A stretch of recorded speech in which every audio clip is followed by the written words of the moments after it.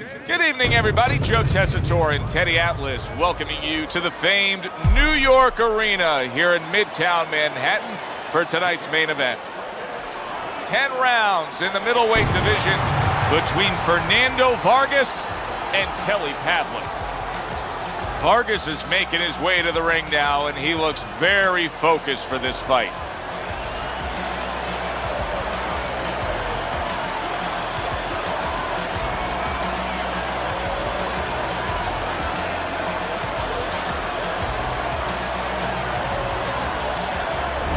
Kelly Pavlik's focus is front and center as he makes his way to the ring right now.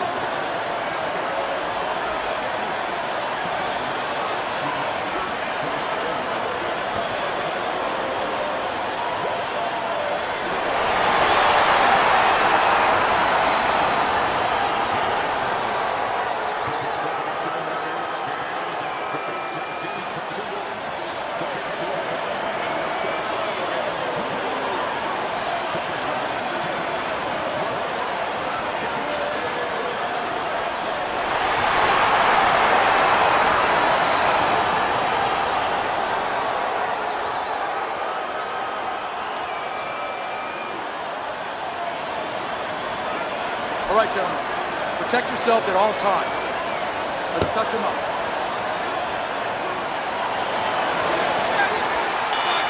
First round underway in this scheduled 10-rounder. What a great job. He gave one right back in return. Nice work by Vargas. Not the most accurate uppercut you'll see. A lot of Kelly Pavlik fights have ended very early. What should we expect early on in this one? I think that now he's stepping up just a little bit, and I think his people would like to see some rounds. Get rid of some of the questions that might be in the fighter's head. Pavlik's at his best when the combinations are landing. He scored well there with that combo. Kelly Pavlik, middleweight champion of the world, goes 6'2.5", and he's facing a much shorter opponent. Look for uppercuts tonight, Joe, because that punch works when you got a shorty coming right at you. Oh, that's good stuff. Firing right back with one of his own. Good work by Kelly Pavlik.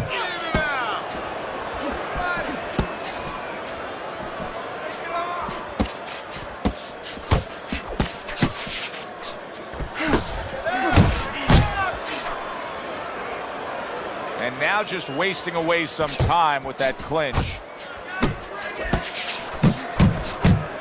He is damaged badly there. He may hit the floor.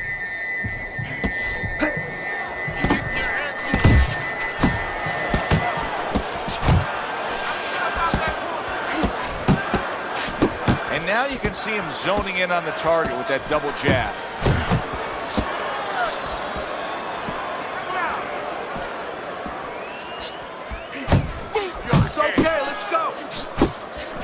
And now we got a fight. He fires back a right hand of his own. Here's a moment here as you see the step back counter punch where you realize this is the sweet science, not just some raw savagery swinging out there. Look at the little subtleties here, Joe. What he does is he forces him into a position to stop the punch. And then when he stops, steps back, makes a miss, and comes right back.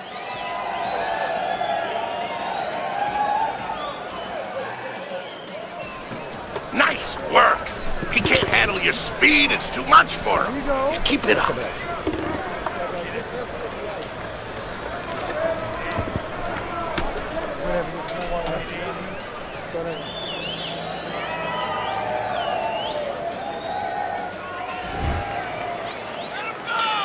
Considering the fact that in the last round he got tagged hard, He looks great right now to open up this round. Well, I'm not shocked because I think he has character. I think there's substance to him. And the only way that you find the mettle of a person is when you test him, when you push him up against the cliff.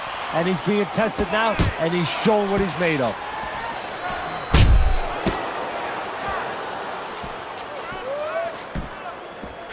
Nice block that time. It was intended to the head.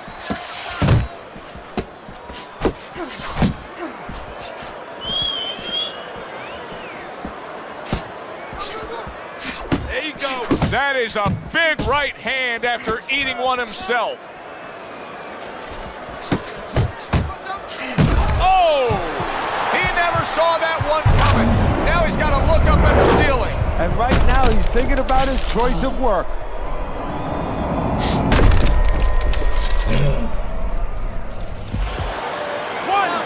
2, 3, 4, 5, 6. So Pavlik goes down but rises to his feet. And Teddy, if you know recent history, you know that good things can actually come after this. Well, that's experience. Experience is memory.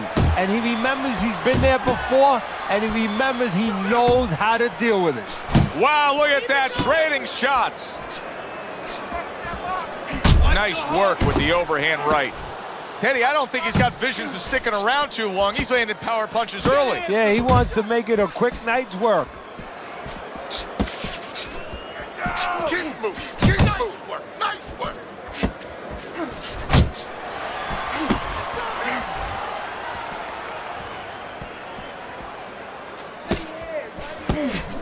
Kelly Pavlik lands a big left hand. Big uppercut from Kelly Pavlik.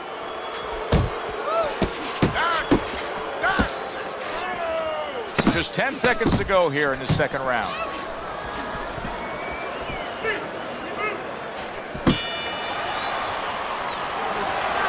Jab, jab, and throw.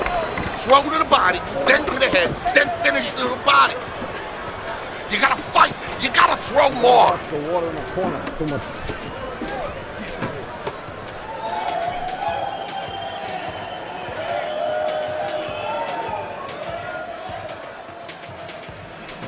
You're looking good. Looking good. He's tired. Look at him. He's so fucking tired. He's got nothing left. Now listen to me. I need you to double up your punches and keep the lead, all right? Start of a new round, and I give credit to his corner. Pavlik's cornermen did a really good job after a round in which their fighter was knocked down of just being calm and cool. The way they're supposed to be. You know, we always talk about the fighter having to be calm and the experience that a fighter has. Well, that corner has... Wow, nice flush left hand. Clinch, clinch.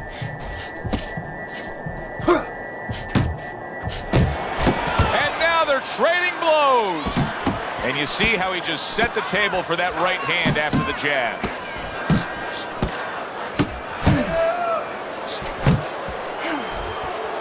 Hey, Fernando Vargas has been in some wars through the years, but there he shows you a sense of defense with that block.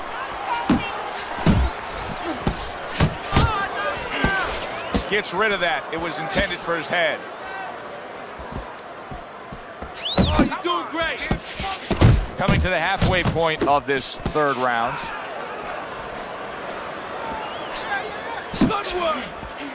Takes a step back, then the counterpunch by Vargas. Very similar to what you see Floyd Mayweather do. You know, make a miss, pull that shoulder back, and then come right back with the counter.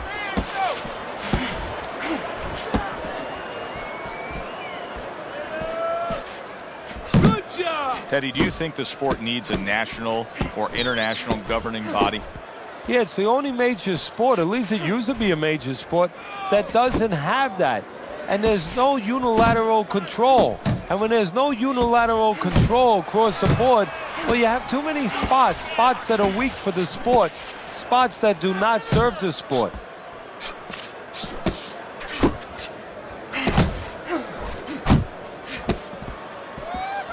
Ten seconds remaining in this round.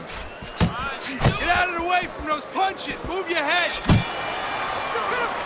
All right, deep breath now. Deep breath. Relax. Relax. Ayara.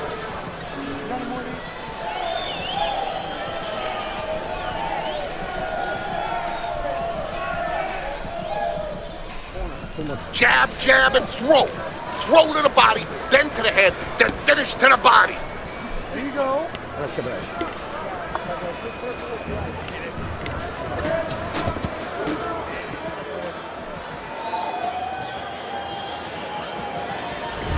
Start of round number 4, a chance to look at Teddy's scorecard. Vargas is trailing by a round, but in all honesty, Teddy, he's very much in this fight, having scored a knockdown. Having scored a knockdown on the cards, but also mentally knowing he can hurt his opponent. Keep working the body. Good work toe-to-toe there. Both fighters got in on him. Unload. Vargas is crushed by a huge uppercut. Oh, and he returns fire with a left hand. He got hit right there, but he also gave one. Solid effort by Fernando Vargas.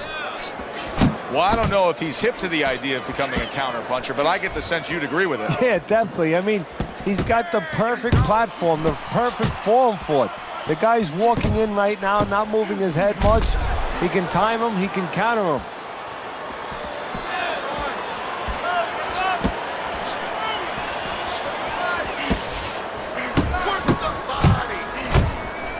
Pavlik's just punching air that time. His opponent was able to get out of the way. Just like that. Just like that.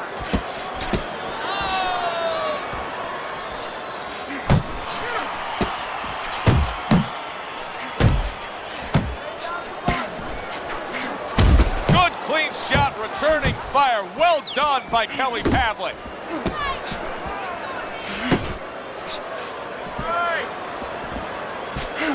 And now he's targeting upstairs.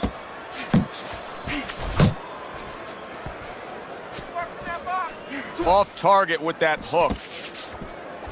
Last 10 seconds. That's a nice right hand that time by Vargas. And that's the end of round 4. Vargas's corner has to keep him calm. That's the kind of cut that can send a fighter into fits. Yeah, and a corner man into using crazy glue instead of adrenaline. I mean, that is a scary cut, as you just said.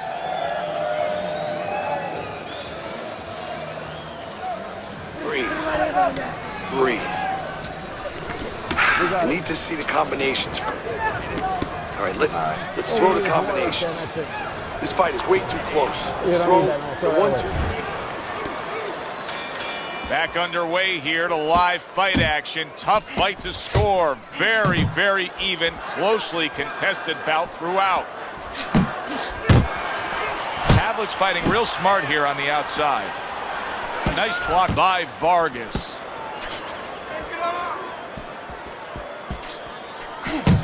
Commits to the overhand right, and it serves him well. He has walked through bullets, bazookas, and bombs, and he's still standing in there tonight, Teddy. Yeah, this is a testament not just to the physical makeup. I know a lot of people at home are going to say, wow, what kind of bone does he have inside that chin? But it's his mind, too. He's making a choice, just like you do in life and other things. He's making a choice to deal with this. A lot of guys would have given in already. Unable to score with the hook.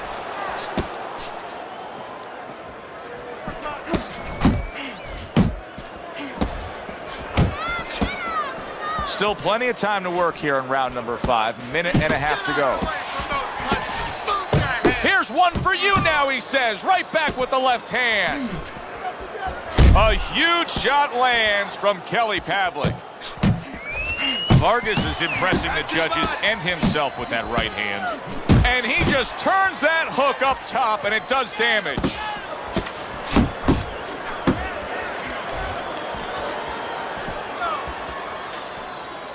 Pavlik swinging and missing like he's at bat right there. That punch was nowhere near his opponent.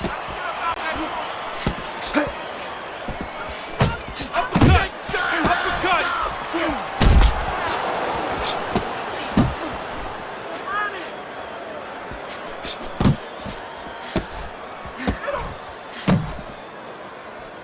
Final 10 seconds of this 5th round. How about that exchange? Pavlik's got to be careful not to fall prey to what so many fighters do. Cut the ring off. Close fight, you may be up, but you may not stay that way. He's getting some sound advice from his cornerman.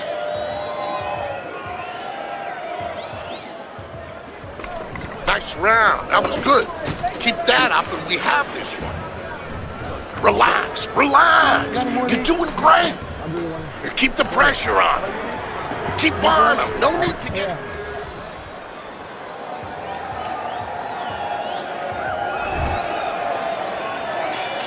Over the hump, the back end of the fight now begins. Pavlik's easily winning this fight just based on his hand and foot speed. He's getting in and out with ease. And what his opponent needs to do is control range so he gets it down to where his opponent is shadow boxing. Yeah, he's got fast hands, but it doesn't matter if you're not standing in front of him to use them.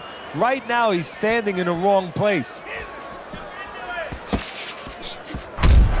That was not well targeted by Vargas.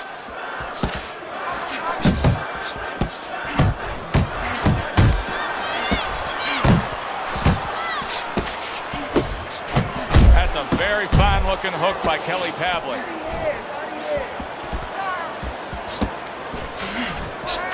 Pace yourself. Must be the punch of the day. Both guys bringing home uppercuts.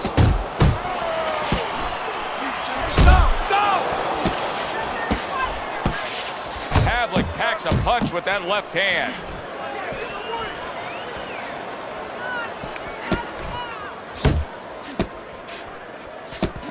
Clean shot with the right. Combo lands to the head.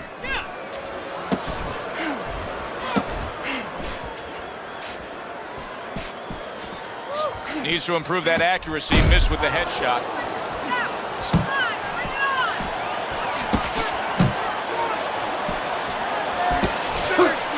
That's great stuff. He fires one right back after taking one. Gotta love the work by Kelly Pavlik. Vargas's inconsistencies are really showing up now. At times he has shown defense tonight. Other times, with what we've seen recently, he's getting hit by the left hand. Yeah, what he has to do is now make the adjustment. Takes one, but gives one. Good work by Vargas. He took a shot, but he gives one of his own. A left hand scores. And round 6 comes to an end. What you're seeing in here with these two guys, cut up, swollen, going back and forth, this is why people love the fight game. Because they say to themselves, I couldn't do that. I couldn't fight on. You're exactly right. If you opened up Webster's dictionary and you look for the definition of a warrior, this is exactly what you would want to see. He's gonna come forward this round, all right? Keep that jab moving. Keep him away from you, all right?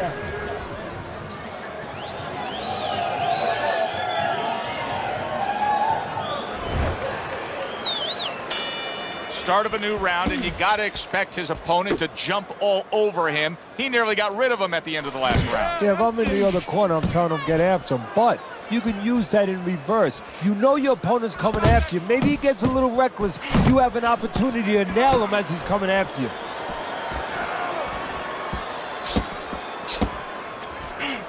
Keep moving. Keep moving. Relax. Keep it up.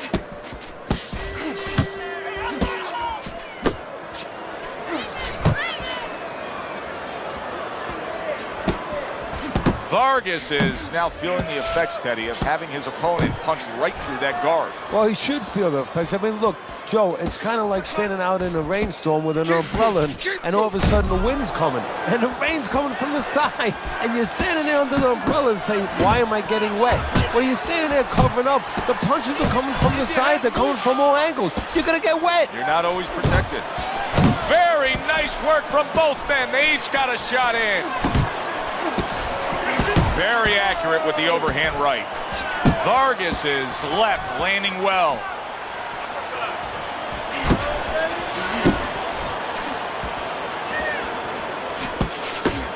Pavlik's missing the mark by a mile. That just was nowhere to be found. Sometimes Fernando Vargas is too tough for his own good. Right now, his corner has to make a decision on stopping this fight.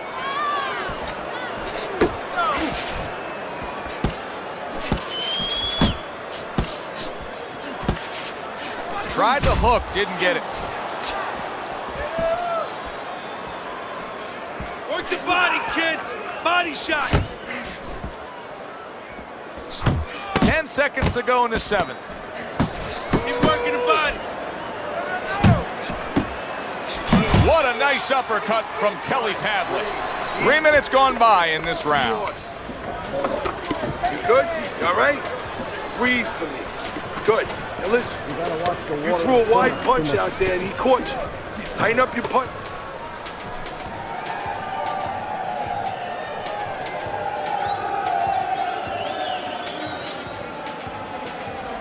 Look, you're standing straight up. Move that body. You need to move that body more.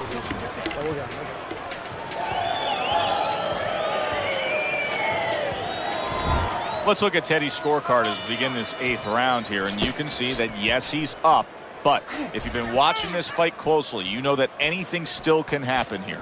So his opponent is a real tough guy, doesn't get discouraged, continues to come with a fast pace, and a guy like that, you never count out.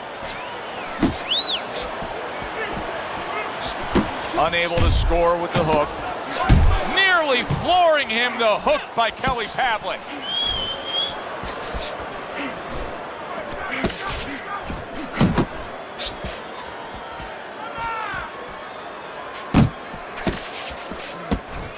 Little head knocking with that right hand. Don't let him get to you, kid. Pavlik's got that catch-me-if-you-can kind of attitude. He's almost daring his opponent at this point to try to land a headshot, but his movement's been so good. His defense is just supreme. Yeah, it is. He's moving from the waist. He's slipping the straight shots. He's weaving the hooks. He's doing a real magical job in there. But his opponent is making no adjustments at all. Solid. Down goes Fernando Vargas. And you know what? It's understood why. His opponent is faster, stronger, better at this point in this fight. 1, 2, 3, 4, 5. Vargas is getting back up to his feet after being knocked down.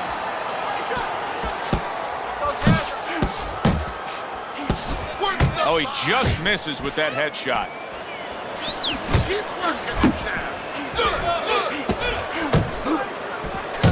Oh, and they decide to trade there.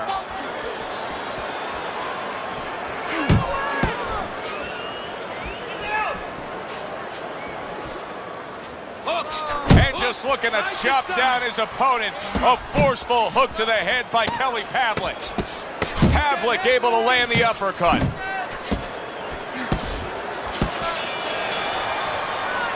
And that's the end of round 8. Vargas is, well, he's back in the corner, which is critical in terms of trying to stop the bleeding on that cut. But it's also critical because they need to put forth a new defensive game plan. Yeah, they have to make sure that they buy some time here and start moving their head, using their legs, tying up a little bit, doing anything to kill the clock and not get caught on that cut anymore. Deep breath. Deep breath. Get some water in you. You're good. You all right? You're okay, right? Breathe for me. Now listen, you threw a wide punch and he caught you. You're gonna tighten up your punches, all right?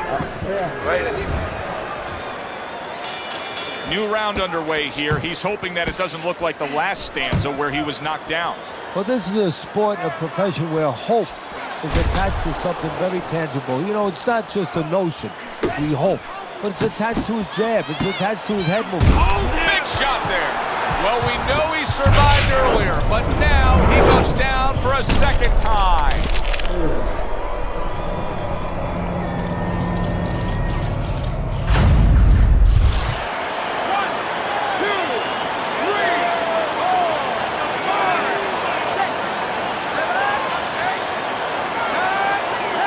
That's it.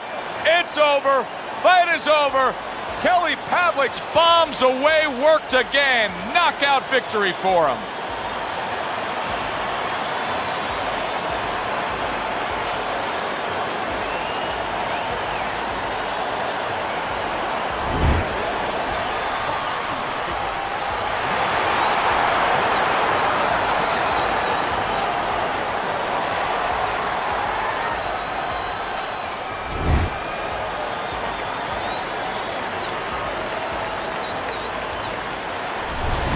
So here we are late in the fight, just coasting along, and then that happens. And that's exactly why it happened, because he was coasting along. Everybody was comfortable. Everybody thought nothing big's going to happen. We're going to wrap it up. And that's when something like this does happen. Good evening. I'm Joe Tessitore alongside Teddy Atlas, and we welcome you to the New York City Arena here in Midtown Manhattan for our main event.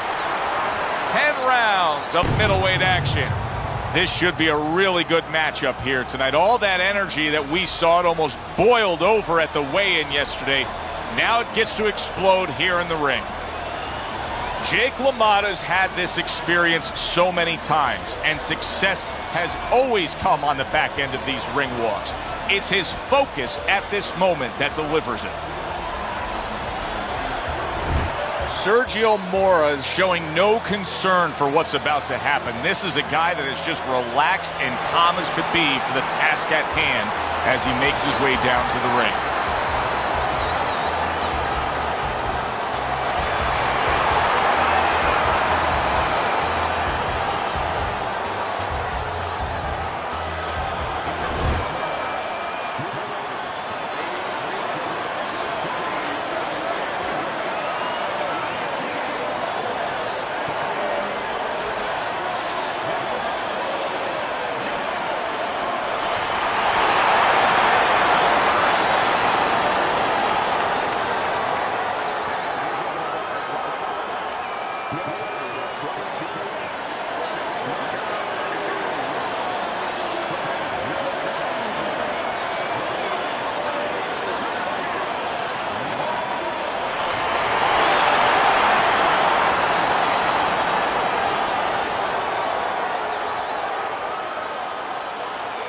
Remember, guys, obey my commands at all times.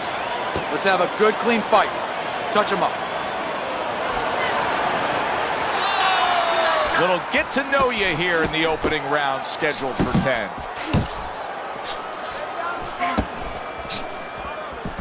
Be interested to see early on here how much an advantage there is with speed. Mora's full of it. He has blazing hands, Teddy. Can he keep it up all night long? I think he's going to have to. Lamotta blocks that punch. That right hand over the top lands flush.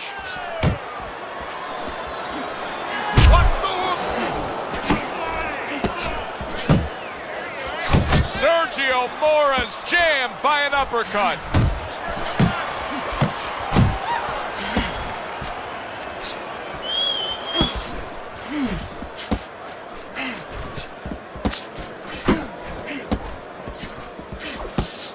Good smooth work by the Latin snake, Sergio Mora. That's classic counterpunching. Yeah, what he did was he pulled that right shoulder back. You know, he just pulled it back, gave him the left shoulder, and then gave him the right hand.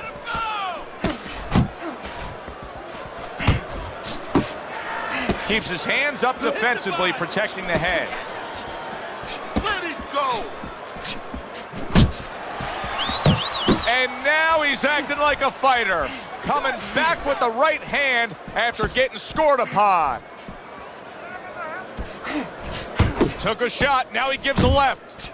Good job, it was sudden, it was fast, it was direct by Jake LaMotta.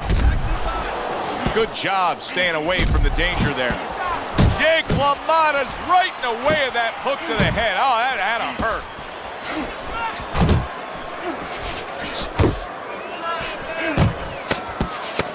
Final 10 seconds of round number 1. Mora's commitment to being judicious and effective really worked out well there. The punch stats prove it.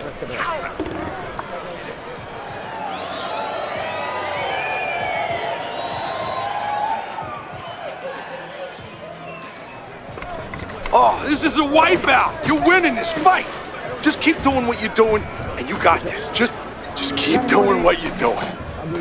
Listen, when he reaches in, let that right hand go, all right?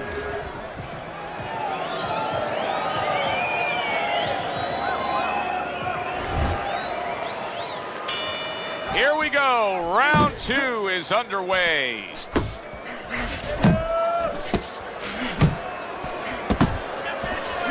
goes right back at him with a left hand.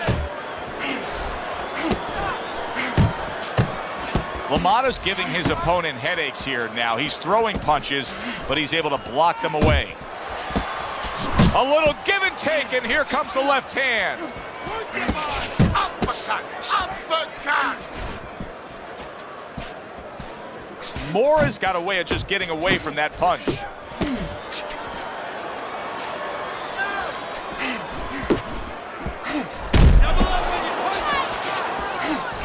You know, we're early in this fight, but Lamotta's energy may come into question soon. He's throwing a lot of punches, Teddy. Yeah, and his mental energy, too. I'm wondering if he's getting a little discouraged that his opponent is not showing a lot of effect from all those shots. And coming upon the halfway mark of this 3-minute round. Staying away from those headshots with his defense up top. Mora's doing a really good job of being defensively sound, of being patient, and waiting for that golden opportunity for some offense to come in the mix. Well, that's exactly what he's doing. He's waiting for a mistake to be made. You know, he wants a lead out of his opponent right now so he can make a miss and bang, come right back with that hook. He brings an uppercut that really does damage there. You can see he's trying to score up top, but off the mark there. Come on, get focused!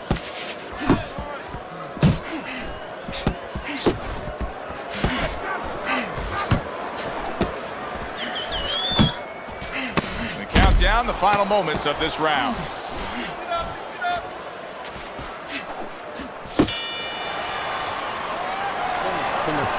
Look at me. This is yours. You hear me? This is your fight. Keep it up. Keep scoring points. Just keep throwing punches. Okay, listen. Body in there.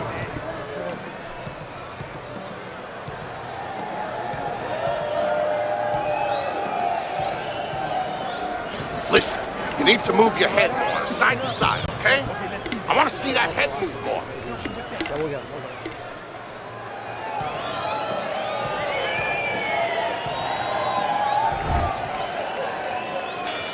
And round number 3 is underway. Targeting each other, the exchange was something special. That's a good, solid left hand from the Latin Snake.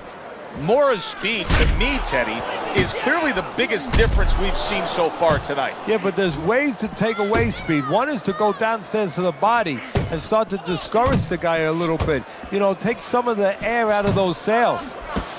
Jake LaMotta's punch is far off the target. Move your head. Both men digging in with uppercuts. Sergio Mora's hurt by a big shot. Body shot, body shot.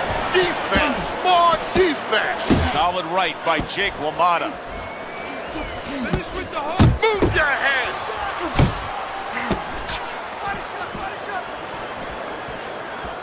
Reaching the halfway mark of this round. Hey, let's go. Unable to score with the uppercut that time. Move your head.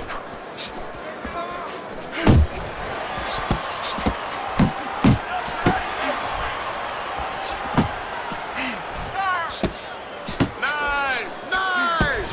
LaMotta's punch didn't come close. Fine work with the left hand. He landed well by the Latin Snake, Sergio Mora.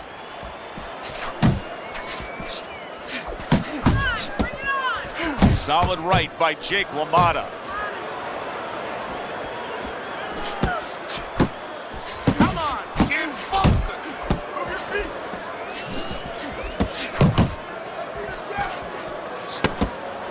Last 10 seconds of round number 3. Good return fire that time. Don't get careless, okay? Don't fight his fight. You gotta watch the water in the corner. Too much.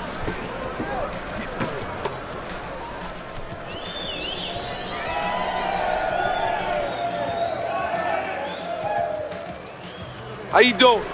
Keep your hands up. Don't worry now, right? I need you to focus and keep your hands up keep working the jab, okay? Double up the jab and just keep moving. You okay? Good, I need you to use your feet, all right? Move around the ring. Mora's enjoying a lead on Teddy's scorecard the first time we look at the scores ringside here tonight. Although early on here, it's not as if either man is in complete control of this fight. Teddy, what would you recommend based on what we're seeing here tonight? Well, 2 aspirin and then go, oh no, actually I would say a little counterpunching would be just what the doctor ordered. That's a better prescription. Pace yourself!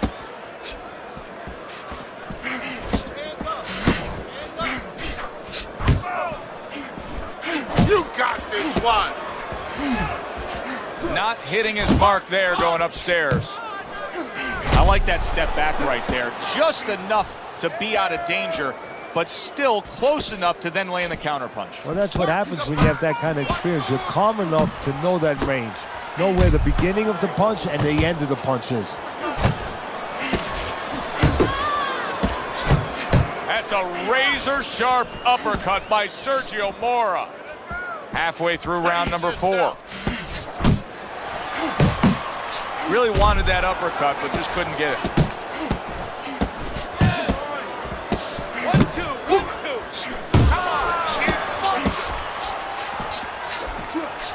2. Good-looking right hand after he got hit.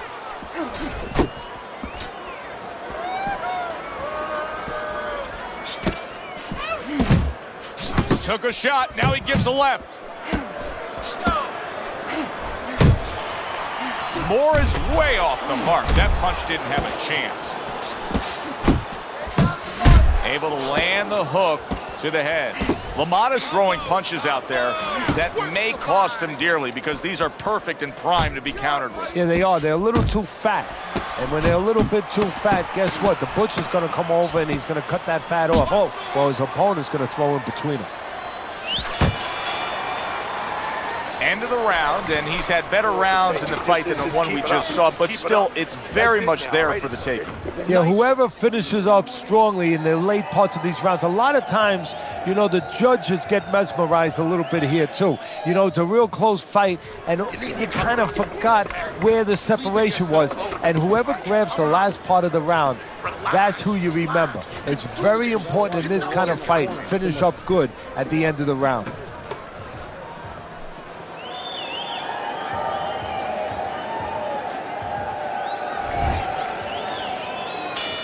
Good action throughout. We'll see if it keeps up in this round of what has been a very even fight.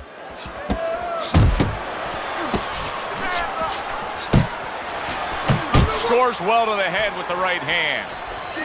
Able to dismiss his opponent's shot and then comes back with an uppercut. Off to the side, a little swing and a miss going upstairs.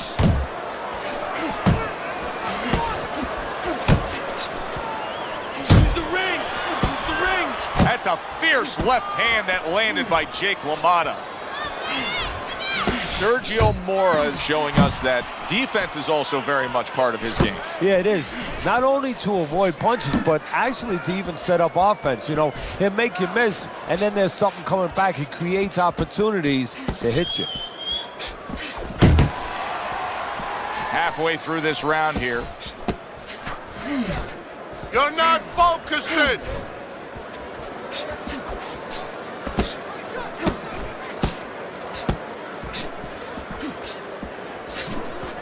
Tried to land that upstairs and was off the mark.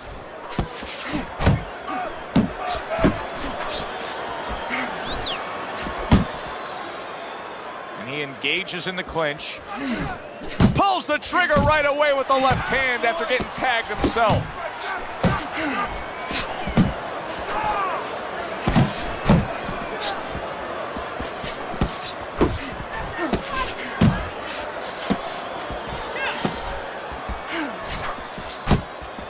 Distance.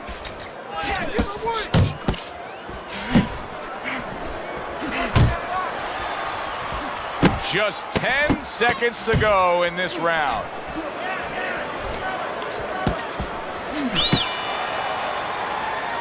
End of this round.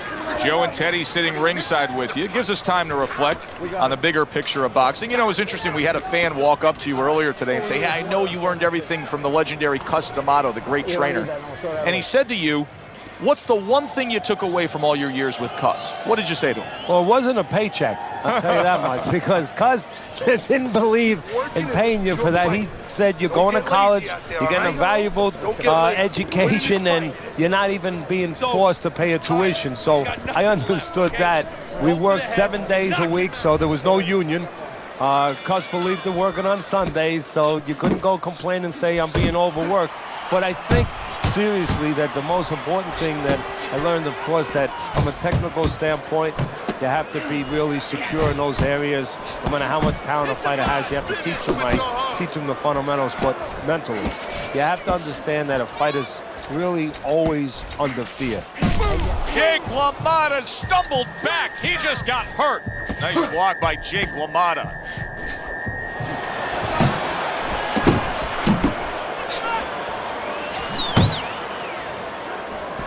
Jake LaMotta blocks a punch. A well-placed left hand up top. LaMotta's opponent is having a field day, Teddy. That left hand lands again. Well, he keeps moving the wrong direction. He needs to move away from that punch.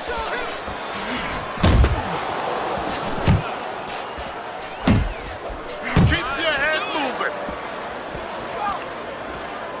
Halfway through round 6.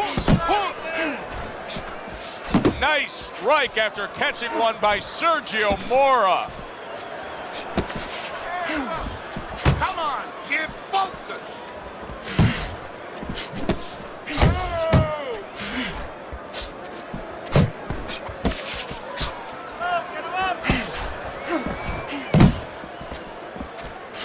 Right hand over the top, very accurate with it.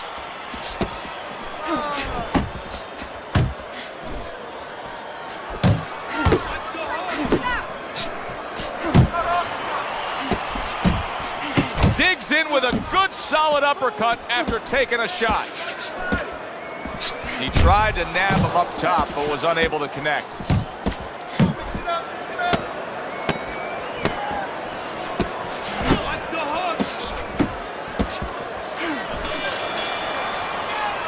End of the round of what has been a very close and highly competitive fight. Teddy, how do you see this right now? I see it almost dead even. And I see whoever finishes the rounds, because in these kind of tight rounds, if you finish up good, the judges remember that. Throw punches, okay? Don't walk into it without throwing a punch. You need to throw more punches. The body, bang the body, hit that body. You don't need that, no, throw that away.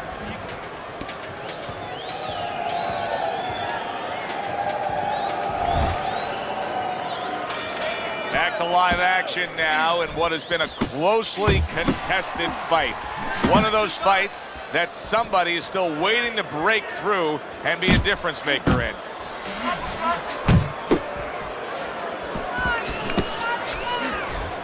Dismisses his opponent's headshot. Keep moving. Come on, kid. Sergio Mora's best asset is a little bit of an unorthodox athleticism, and right now, his opponent can't deal with it. No, he's frustrating him. I mean, you're right. You know, being awkward the way he is, that is really what gives his opponents troubles, because they get so confused by that, so irritated by that, they get out of their fight. Back and forth exchange.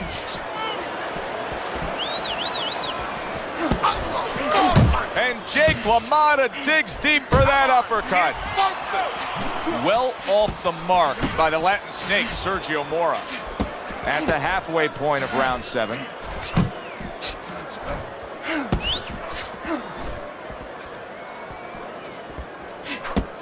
You're still not moving enough. Move, move.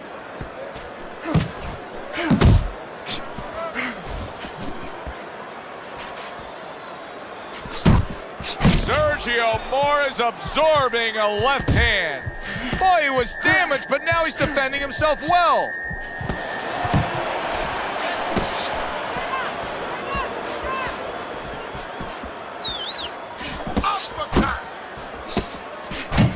And once again, he returns fire up top.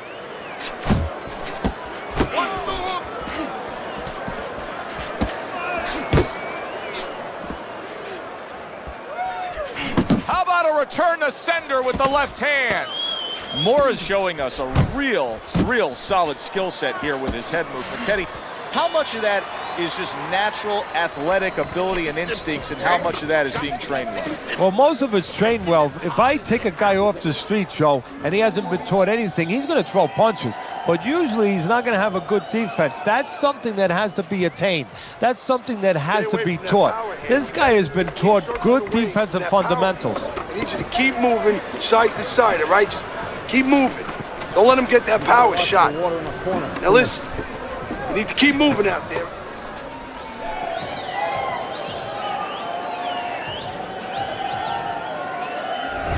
Round number 8 is underway, and Teddy, a chance to look at your scorecard. You got him up pretty good. We often use that word judicious in describing a fighter, of picking your spots and being effective when you do.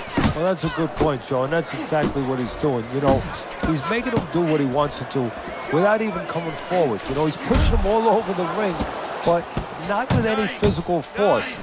Just by making sure that he controls the guy mentally, that he makes the guy feel a certain amount of pressure, and makes the guy react the way he wants him to react. Accurate hook.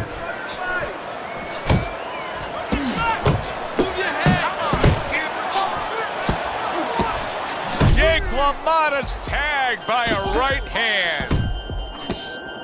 He's completely turned his offense off. You can see that he's just in an extreme defensive posture, but still, his opponent is scoring here. Look, the extreme defensive posture is a problem, but if he was moving his head with his hands up, at least there'd be misses there. When his opponent would miss, there'd be an opening to come back, where even if you didn't come back, his opponent would be a little worried about sitting in there on you. He'd have to think defense. Right now, he's only thinking offense.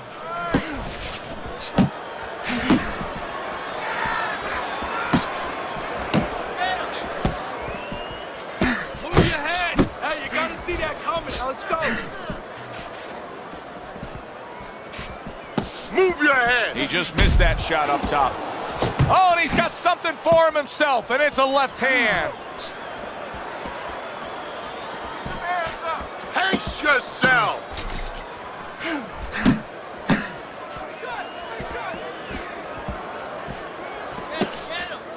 Keep working the body. Clock counting down here in round number 8. 10 seconds to go.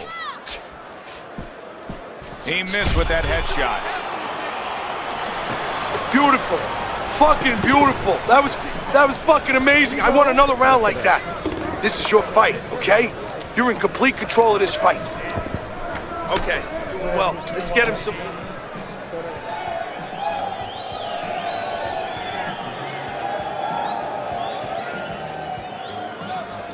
Keep your hands, all right? You have to keep your hands up. We got it. I want you to bang the head and the body, all right? All we need is Mora up there, and that's Downstairs, it. over again. You don't need that. I'm gonna throw that away. Back to action here at the start of this round, which is just part of what has been a very evenly fought fight. One of those fights that's going to be very hard to score. Mora is doing exactly what we expected him to do. He laid out the game plan. I want to win it on the outside. The jab's been there all night. Yeah, well, that's where it starts if you want to win it on the outside. You know, you're not going to do it with your feet. This is not kickboxing. You know, you're going to do it with your jab. And that's exactly, it's boxing 101. Control range, control distance, control the jab. Finish with the hook. Looking good. Comes right back at him with a left hand.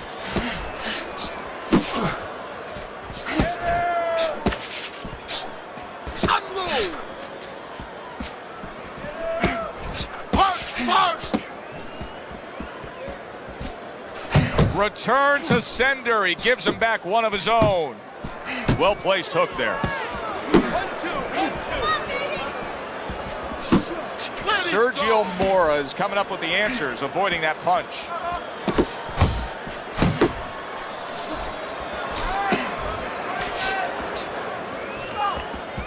Work the body, kid. Body shots.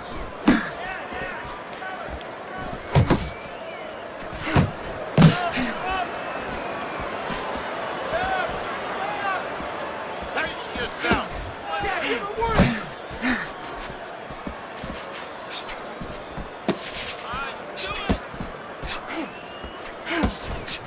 not able to land the headshot. Very accurate work with the hook there after fine defense. Last 10 seconds of the 9th round.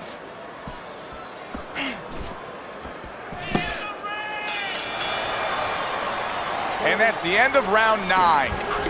Mora's getting an earful here. He's being reminded, you put yourself in position to win, but you have to stay on course in order to win.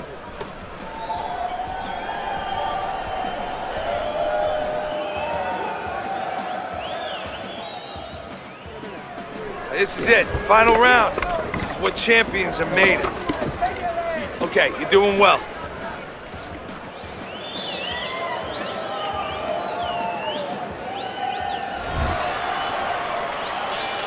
This has been a real good one tonight, and now it comes down to this, the final round. That is Boxing 101. A nice, crisp, Mora's damaged by a right hand. Hey, I know he's not in great shape, but he's doing a very good job now. Big shot he just scored with. Oh, and he goes down for the first time tonight.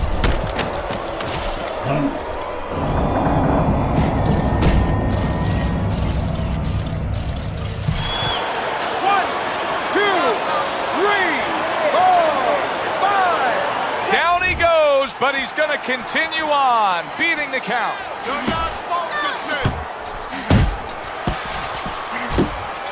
Sergio Mora with a block punch. Keep doing what you're doing. What an excellent two-punch combo by the Latin Snake, Sergio Mora.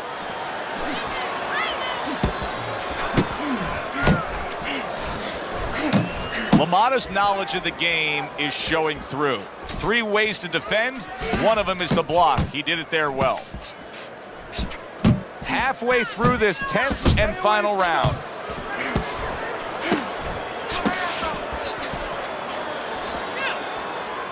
One, two.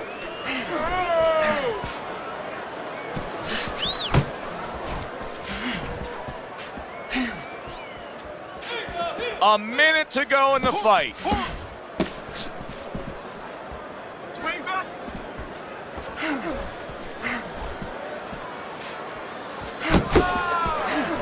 Good counter punching there with the overhand right.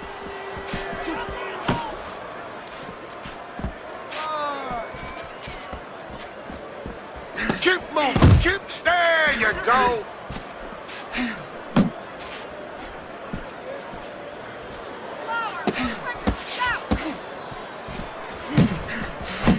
Seconds to go in this, the final round.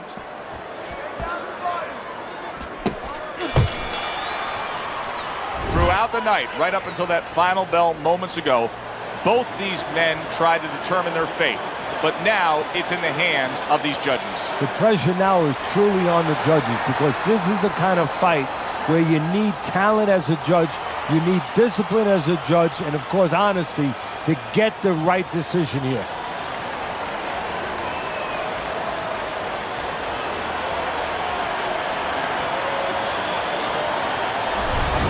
Jake LaMotta's your winner by unanimous decision tonight. I'm not so sure it was unanimous. I had it a little bit close. I had a split decision, but had the same man winning. All 3 judges in agreement here ringside. Good evening, everybody. Joe Tessitore alongside Teddy Atlas, and welcome to the New York Arena in Midtown Manhattan for a much-anticipated main event. 10 rounds, middleweight action between Anthony Mundine and Carlos Monzon. Anthony Mundine's ring walk, just a cool, calm stride to him. Looks like just another day in his life.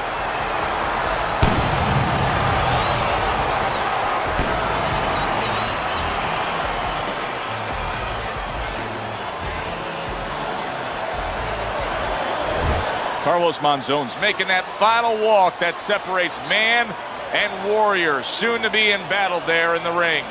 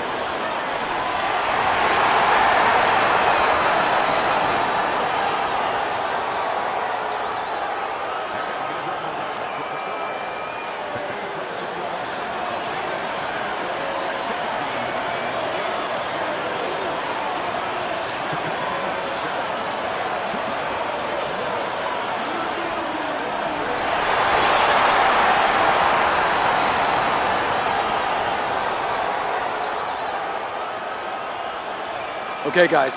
We went over the rules in the dressing room. Let's touch gloves.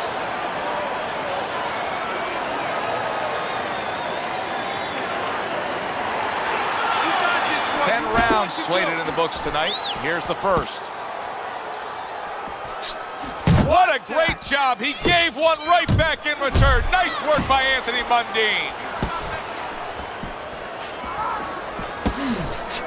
When you have a lot of speed, how effective can a feint be? Oh boy, it can be really effective because your opponent is keyed up already. Before the bell even rings, he's jumping out of his shoes. He's waiting for something to come quick. So you let him think it's coming, he's going to react to it. And then you go get him. And you can see he wanted to do that as he holds on there. Oh, good exchange there. Stay away from those. Come on.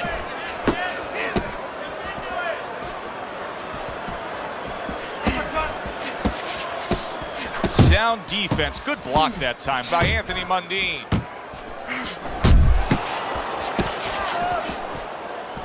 Nothing there on the punch by Carlos Monzon.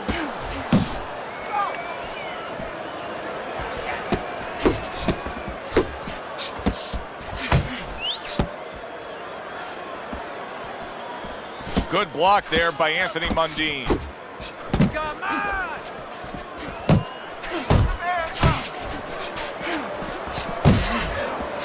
Oh, and he returns fire with a left hand. Parries that punch intended for the head. Jump on. Nice.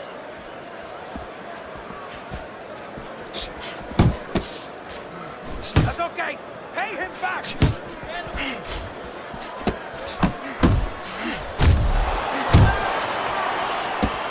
Keeping his hands up, getting way of his opponent's effort. Final 10 seconds.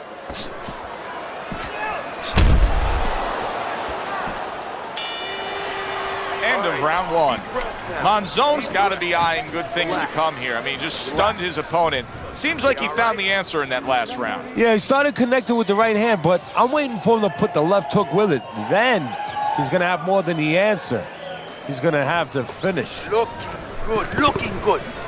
He's tired. There you go. He's tired. He's got nothing left.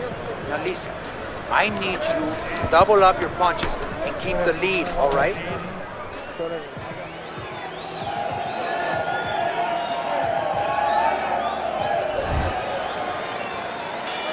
Well, he got caught by a lucky punch in that last round. It did do some damage, but now you can tell he's right back where he wants to be, fresh and ready as we start this round. I don't take lightly when a guy gets dropped, but you know what? I think he was more embarrassed than he was hurt. Oh, that's good stuff.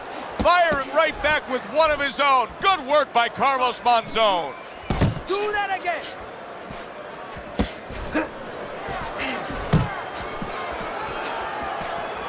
Blocks the headshot. Carlos Monzon's well off the mark that time.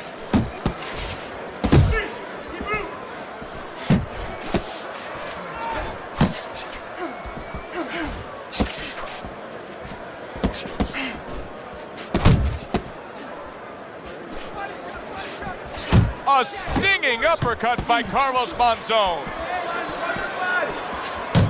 Halfway through round number two. A clean, crisp right hand by Anthony Mundine. Monzon's work in training camp is now paying off. Do you see the accuracy and the effectiveness with that combination?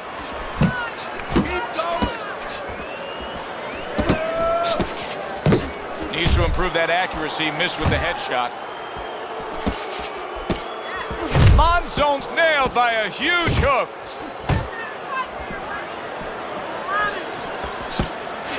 Best combination in the game, jab with the straight. Scored well with the hook after blocking that shot. You can see he's trying to score up top, but off the mark there.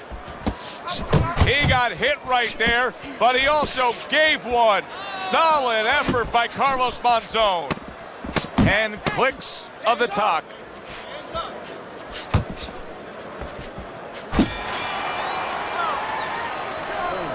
Breathe now. Deep breath. You're in control of this fight, but don't get careless out there. Keep boxing smart. Keep boxing, smart. In and out, side to side. You understand?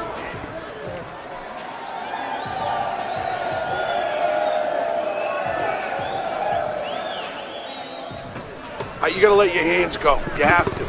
You have to be busy. This guy is beating the shit out of you. You have to.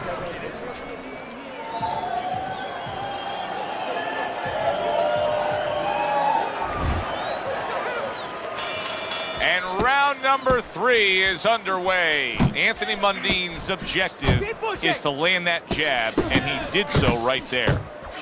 Get him, get him.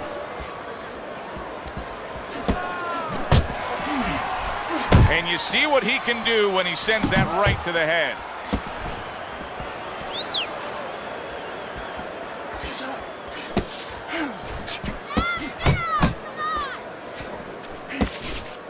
Carlos Monzon's right hand did a nice job that time. That worked well for him.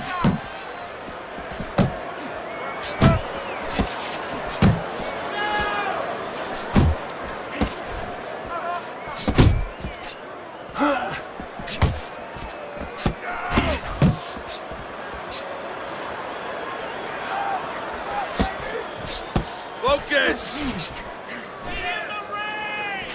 90 seconds to go here in this round.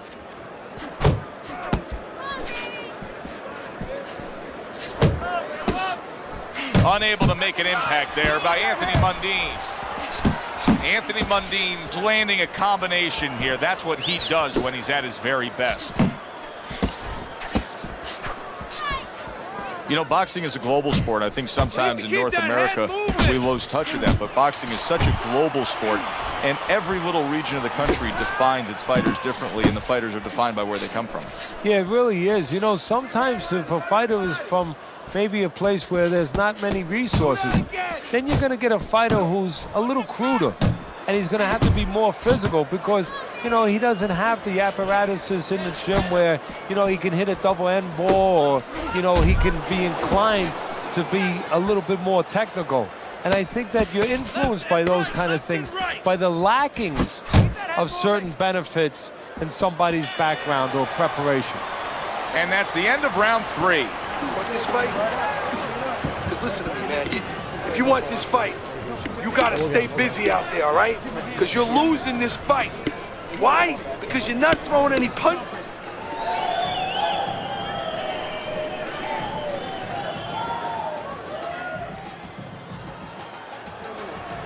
Beautiful, lindissimo, beautiful. I want another round like that. This is your fight, okay? You're in complete control of this fight. The water in the corner. Please, I need to see some counterpunch. So 3 rounds are in the books here.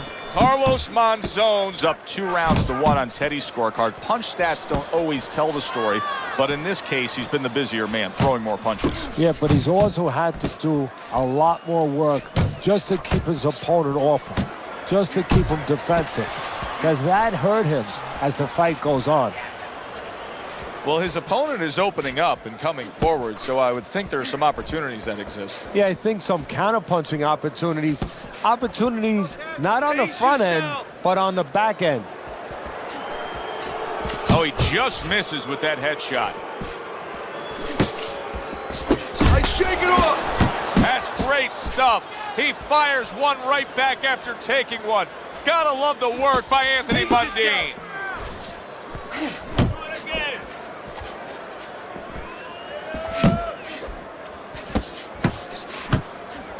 90 seconds to go in round number 4. Takes one to give one. He comes back with a right hand. I see it. Like what I see in there.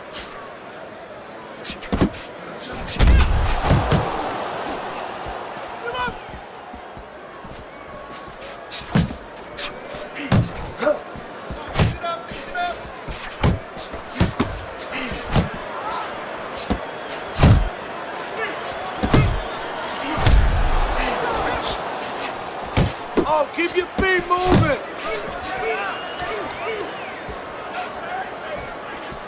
Punch.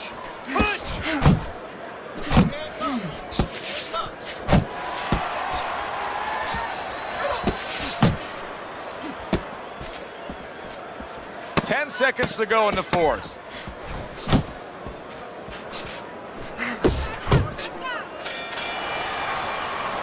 And this round comes to an end. Now that he's back in the corner and we get a close-up look, Anthony Mundine's cut even looks worse. And it's up to the fighter now, Joe, for his attitude not to change. You know, we can look at it and we can say, wow, that cut looks worse. The fans can look at it and say that. But the fighter must be steady, the same attitude, as though he doesn't have a cut. Otherwise, he has no chance of winning this fight. No doubt about it. You are losing this fight. You need to throw and land a big shot. Look at me. Knock this motherfucker out. You need to move your head more. Another round, and if it keeps up with the rest of them, it'll be closely contested and hard to score.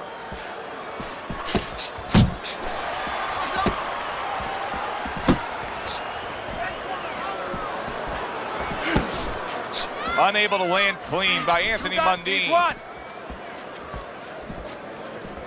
Able to block that away. It was targeted for his head.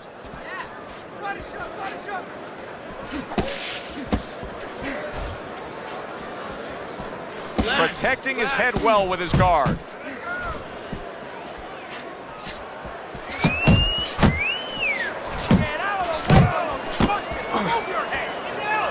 It'll be interesting to see how this plays out from here. Carlos Monzon's cut is now changing the course of this fight. Well, the fighter's been trying to do his job. Now the corner man is the most important person right now in that ring. He has to do his job and stop that bleeding. Good clean shot, returning fire. Well done by Anthony Mundine. Carlos Monzon's giving his opponent fits right here. His head movement is making for such an elusive target. Yes, it is. Now the opponent has to make an adjustment. He has to realize that he's finding air more than he's finding any surface up top. So go downstairs to the place that's not moving, down to the body. That'll start to take away some of that head movement.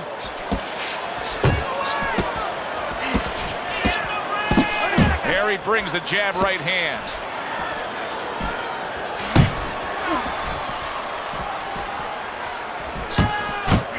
Chopping a little wood with that hook.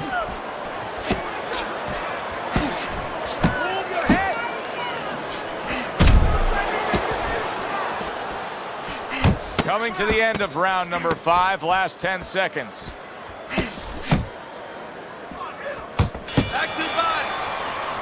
End of the round, and he's had better rounds in the fight than the one we just saw, but still, it's very much there for the taking. Yeah, whoever finishes off strongly in the late parts of these rounds, a lot of times, you know, the judges get mesmerized a little bit here, too. You know, it's a real close fight, and you kind of forgot where the separation was. And whoever grabs the last part of the round, that's who you remember. It's very important in this kind of fight, finish up good at the end of the round.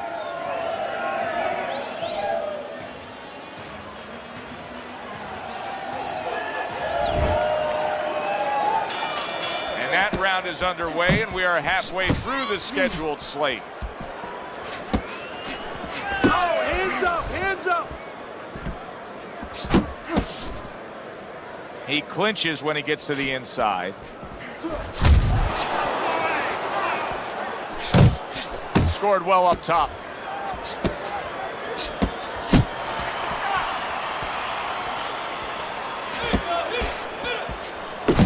And what a clever combination by Anthony Mundine. Anthony Mundine scoring with that right hand. Good defense upstairs to stay away from that offensive assault.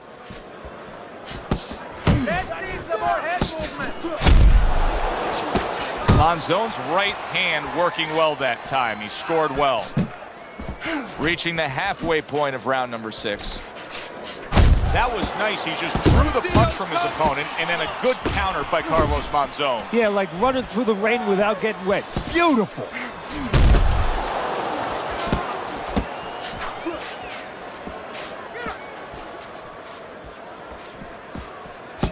Keep moving, keep moving. Mundine's making for a tough target there. He gets away from that punch. Monzon's been hurt. Mundine's in a much better place now. This is a good comeback. I wonder if he can come all the way back in this fight. Why not?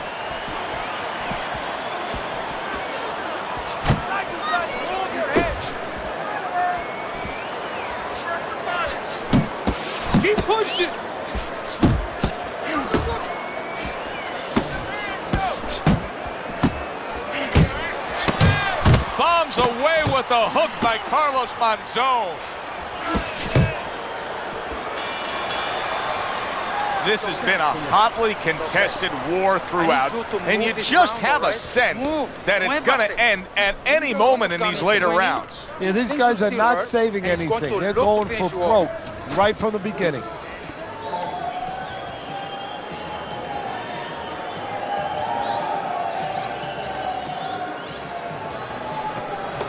That is it. That's it. I need another round like that. Just like that, all right? Doing good. Just keep it up. Listen, he's done. He is done. I want you to double up that jab. And we are back underway. Another round in a fight that's been very entertaining, but I wouldn't want to be a judge. This is one of those fights that could go either way.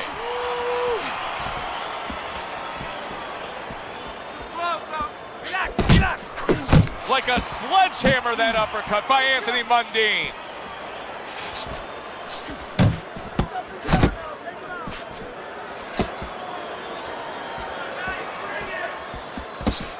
Keeping his hands up, getting rid of his opponent's offense. Takes one, but gives one. Good work by Carlos Monzon.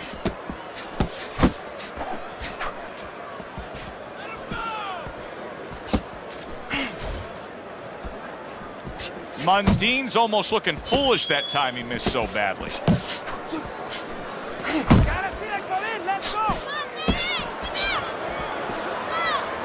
Monzon's making me real curious here, Teddy. I wonder, should he be sticking with this style after being rocked in this fight? It's still early enough. I would say yes. You know, you don't want to panic. You don't want to just throw everything overboard. You want to stay with what brought you here. Hey, he's been taught this not for hours, not for days, not for weeks. You know, months and years he's been taught this. You don't throw it out. You stay with it. Blocks away that headshot. Watch that! A crushing two-punch combo by Carlos Monzon. 1, 2. How about that left hand? Now he ties up there. Not hitting his mark there going upstairs. Monzon's doing exactly what you should to be a strong defensive fighter. You got to block those punches away.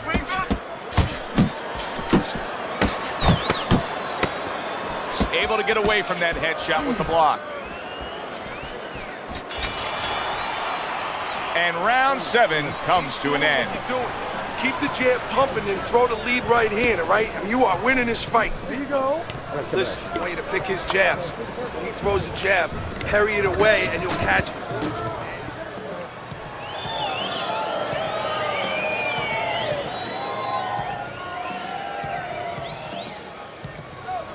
You gotta breathe. How you feeling out there?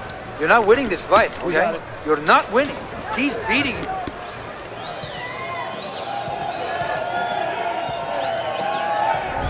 His performance over the last few rounds has slipped just a little bit.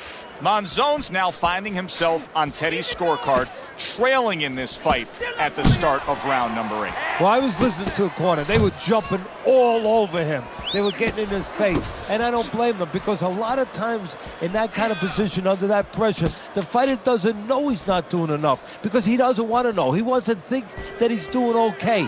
They just made him know what's going on. Now let's see how he reacts. Mundine's really making some boxing purists out there put a smile on their face, because his defense has been stellar. I mean, so fundamentally sound. Yeah, well, that's why he always goes rounds, and that's why people think he has an iron chin. I don't know if he has an iron chin, because the chin never gets touched. He's a guy that's always going rounds because his defense is so good. Nice strike after catching one by Anthony Mundine. The halfway point of round number 8.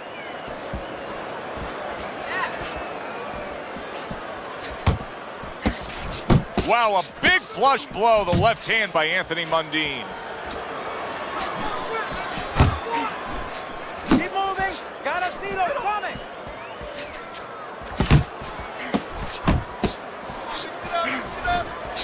What a great job. He gave one right back in return. Nice work by Carlos Monzon. Everybody, get your hands up!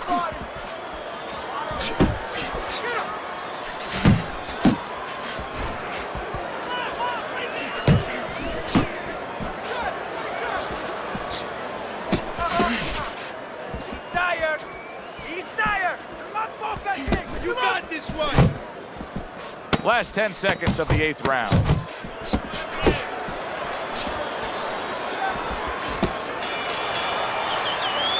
And round 8 comes to an end. You gotta pick it up. Carlos Monzon's defense is going to need to shine when he gets back out there. I mean, just look at the close-up of that cut we're seeing.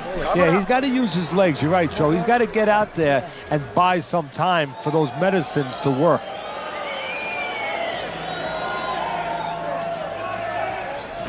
All right. You are dominating this fight. Keep it up. Just keep doing what you're doing.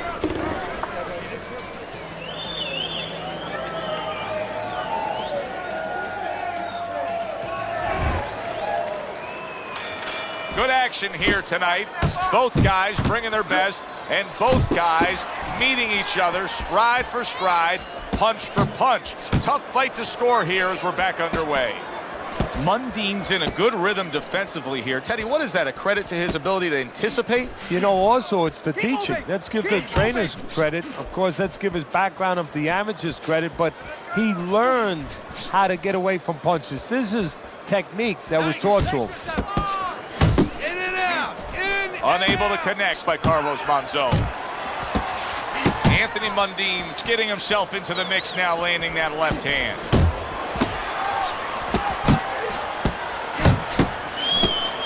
Oh, that's good stuff. Firing right back with one of his own. Good work by Anthony Mundine. Jab and a straight by Anthony Mundine. Halfway through the 9th round.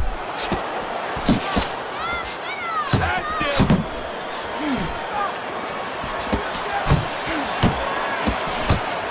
He got hit right there, but he also gave one. Solid effort by Anthony Mundine. Come on, kid, focus.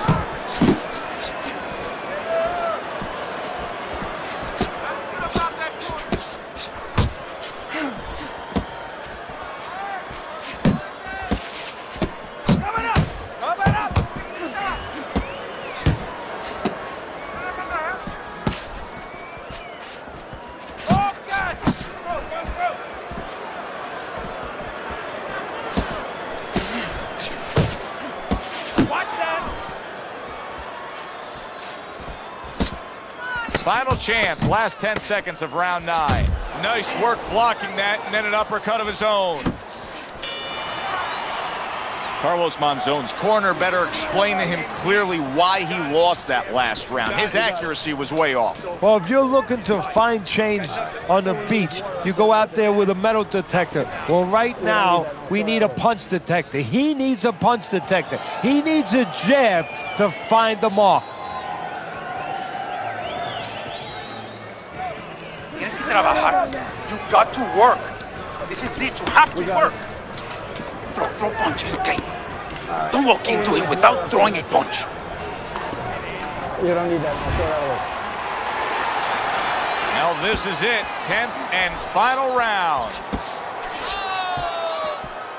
Off to the side, a little swing and a miss going upstairs. That's great stuff. He fires one right back after taking one. Gotta love the work by Anthony Mundine.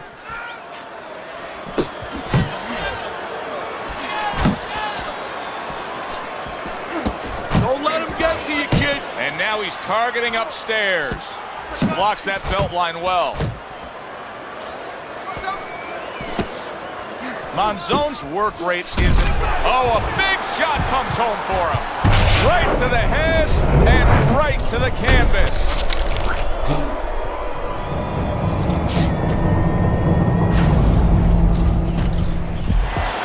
1, 2, 3, 4. Monzon's rising back up. That takes some guts. Well-targeted two-punch combo by Carlos Monzon.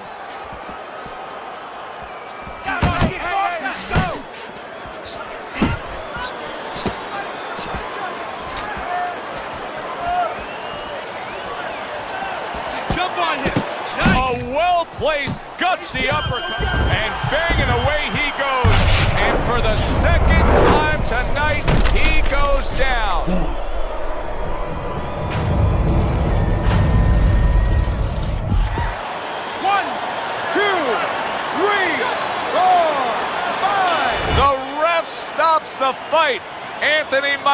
Immense power, just much too much for his opponent. Another knockout for him.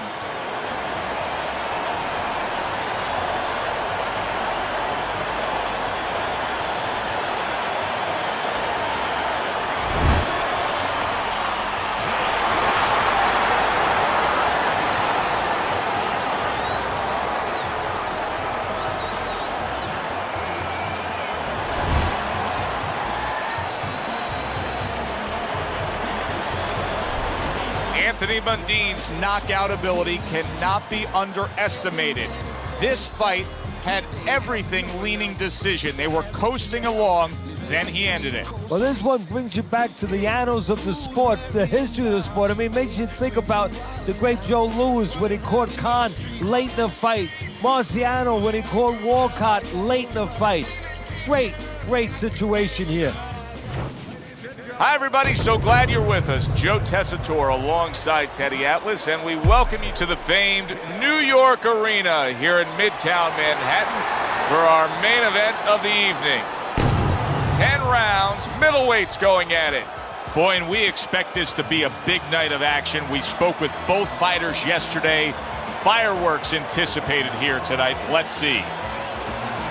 Sugar Ray Leonard's making his way down to the ring. And he does so with a confidence where he knows he put all the hard work in and he's ready to explode inside those ropes.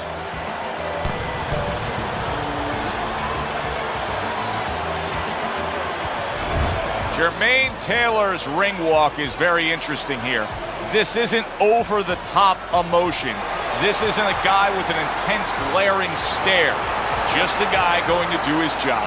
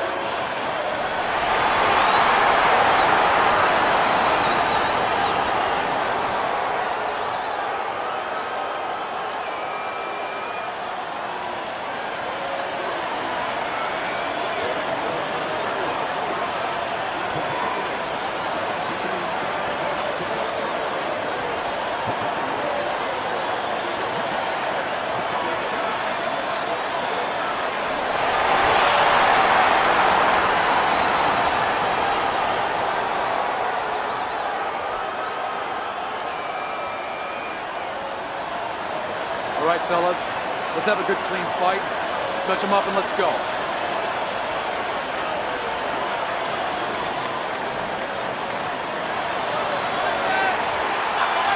Well, they've been waiting for this moment, and now they get it. Round one underway. Good, clean shot, returning fire. Well done by Sugar Ray Leonard. Leonard's advantage is in the speed category. He's a mover. He's an elusive target. Well, his opponent has one advantage. One thing that can take that speed away, that is timing. He better understand that. Little head hunting with the left.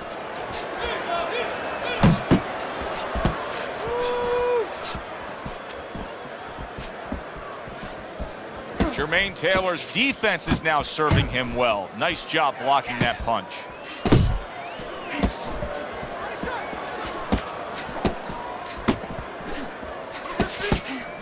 A solid, true uppercut by Jermain Taylor. Halfway through round number one. Taylor's tagged by that. Leonard's in a bad place right now. Wow! Not a good sign of the night to come. He's down here in the first round. Came out a little careless.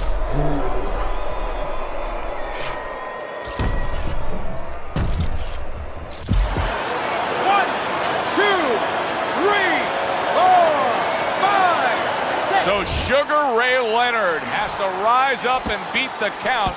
Now he's got himself a little bit of a challenge here. And now what he's doing, he's going through a CAT scan, an MRI, an X-ray, where you're going to get a chance to see what's inside Sugar Ray Leonard.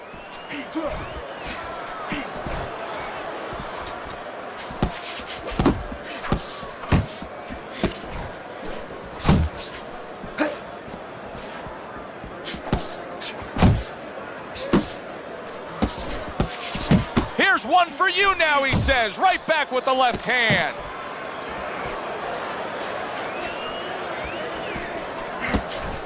Last 10 seconds of this first round. He needs to improve the accuracy a little bit. That was comical by Jermain Taylor. And we come to the end of round number 1. Taylor's knockdown scored in that last round has a certain tone in that corner that every trainer wants. They are bubbling with confidence. They know they can go out and accomplish things again here.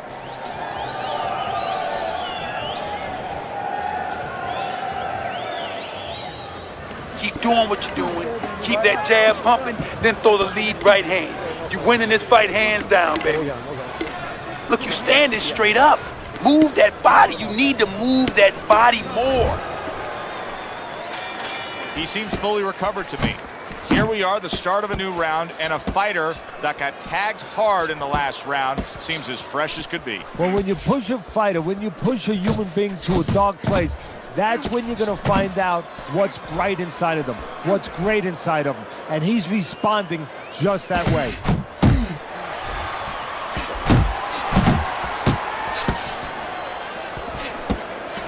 A headshot blocked.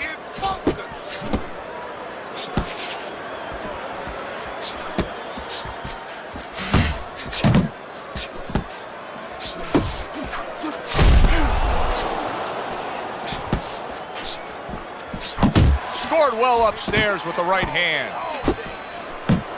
Jermain Taylor scores well with that left. You see him holding on halfway through this round. That worked out really well, throwing off the right hand after getting tagged like that.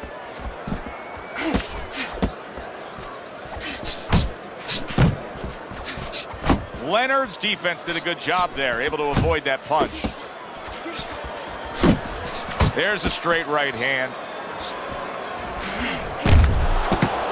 Digging in with a left to the gut. Sugar Ray Leonard's really revealing something here, Teddy. He's giving you the mentality that, hey, it's desperation time. I went down, so now I got to go for broke. Exactly, and what that's also telling me as a trainer is that if he doesn't catch the eye, if he doesn't get lucky right now, he's putting all his eggs in one basket. He might not be ready to go another round. Headshot lands, was a hook. Oh, he took some damage, but he gave some back with the right hand. And we come to the end of round number 2. You hear me? This is your fight. Keep it up. Keep scoring points like that.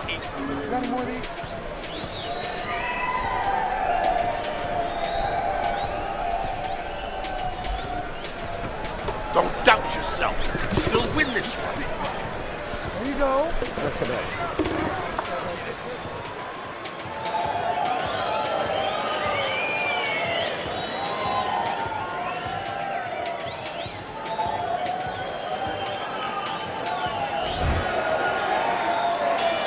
And round number 3 is underway.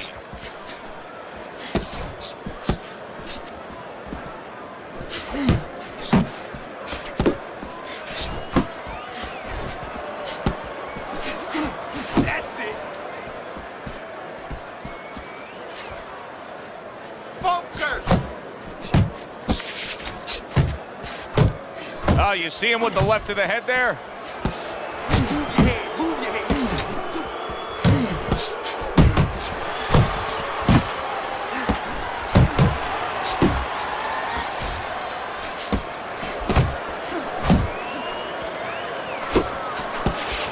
Left to the body.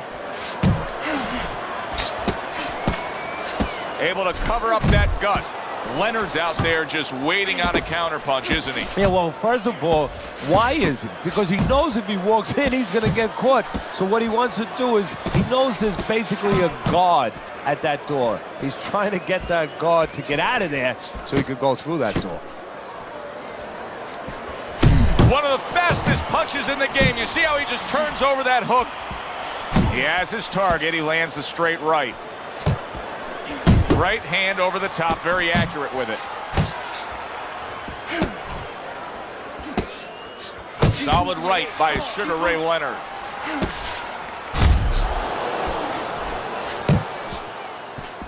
Sugar Ray Leonard's just punching air that time. His opponent was able to get out of the way.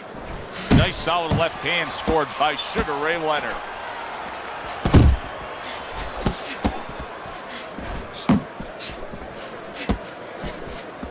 Leonard, nice work, nice work. 10 seconds to go in this third round. Up top with the right hand. You need to move your head, okay?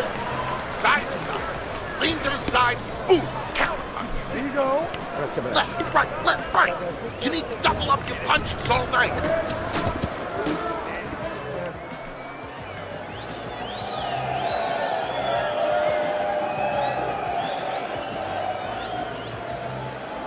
It's all yours, baby. But you gotta keep working. Keep working, and this fight is yours. Don't get lazy out there, you hear me? Don't get lazy. You're winning this fight, but do not get lazy. This is a fairly competitive, tight fight. The difference being, of course, we did have a knockdown score as you look at Teddy's score. And that's what professional boxing is about, putting fannies in the seats. The harder puncher, the guy who's more effective, the guy who puts more hurt on you, gets the rounds. SRL getting rid of that punch. Jump on him right now. Do you see any way in which he can take his opponent's aggression and turn it against him?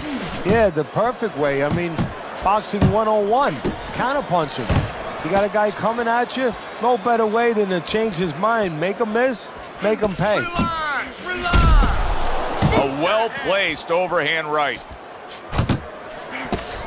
Took a shot, now he gives a left.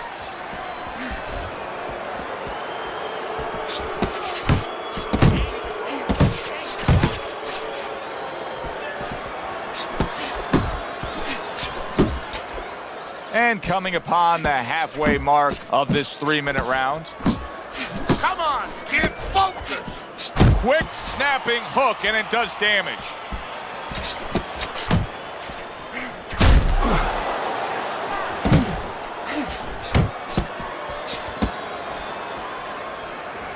Keep working the body. Takes one, gives one. The right hand scores well.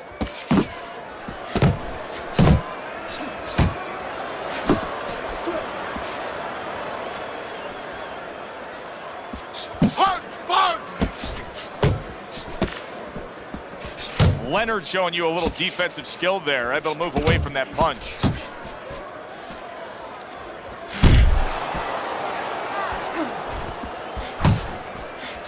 Hooks to the head. Man, that's it, baby. Good job. And as this round comes to an end, Teddy, you just get the sense that at any point this fight could come to an end because it is being fought with bad intentions. Yes, these guys are not behaving like guys that are coming here thinking about going to the scorecards. They're letting everything go in every punch. Keep your hands up, all right? You have to keep your hands up. Listen, when he reaches,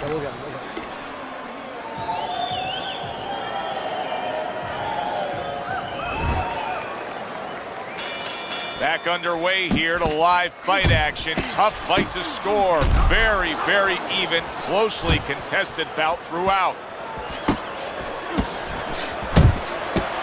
Leonard blocks that punch. That's what we worked on at the gym. Good job, boy. Good job.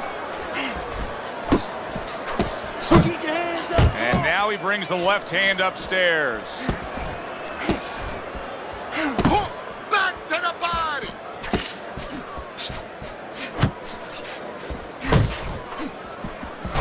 Great hook to the head that time. Defense, more defense. Sugar Ray Leonard with a big right hand. Look at the accuracy with that hook upstairs.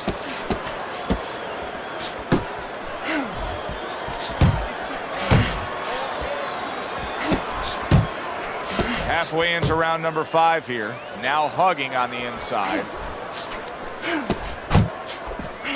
Jermain Taylor swinging and missing like he's at bat right there. That punch was nowhere near his opponent.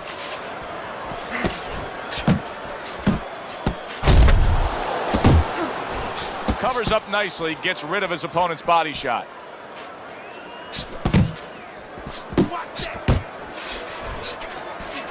He returns the favor with a right hand of his own. Big left from Leonard.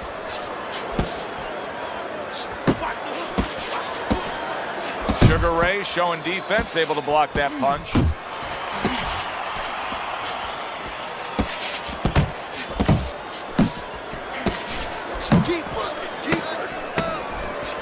Good block by Jermain.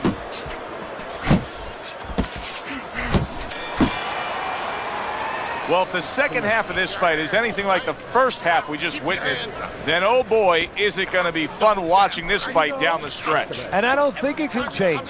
These guys came here with a certain attitude, a certain mindset, and it's not going to be able to change now. There's no way of all of a sudden in mid-fight being able to go to a defensive fight or a different strategy.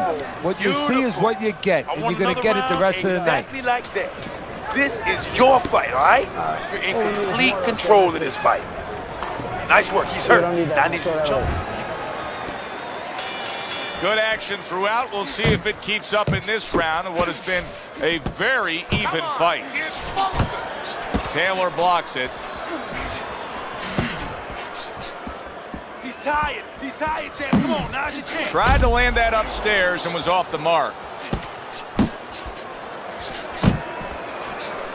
Good work defensively by Jermain Taylor. Plus, he landed that counter punch. Yeah, and he forced him to punch. He made him, he drew it out of him, and then he timed him beautifully. Taylor's whiffing there. A big, wide, sweeping shot. I mean, perfect to counter against. Yes, it is, and you know it's only a matter of time. You know, that goes into the old computer, the old brain, where the guy remembers that, and the next time he's going to capitalize on it. Well, supposed to be fighting, but instead he's hugging. Takes one, but gives one. Good work by Jermain Taylor. Reaching the halfway mark of this round.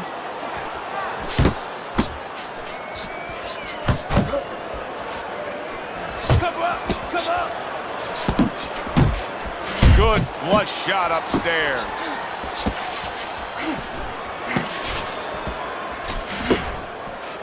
Taylor's movement's really helping him out, avoiding that punch. That's a big right hand from Jermain Taylor.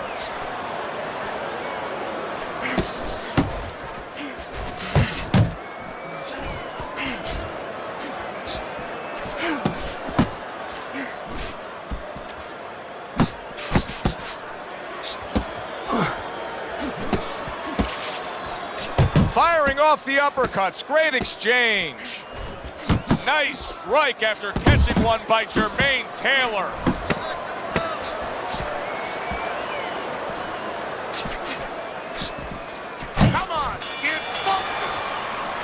This round comes to an end here.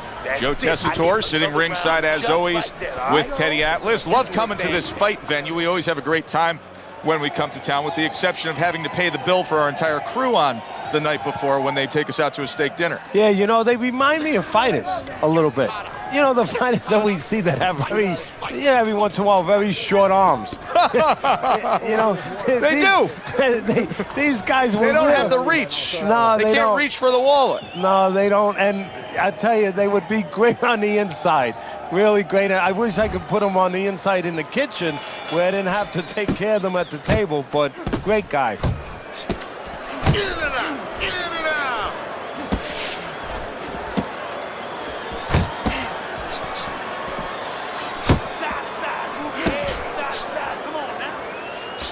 They trade shots. He comes back with a right hand. And you see what he can do when he sends that right to the head. Well, maybe one of the most impressive characteristics and traits in all of boxing, and we're seeing it on display here. He has an iron chin.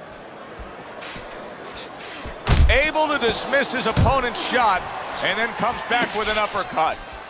Keep moving. You got to see that coming now. Come on.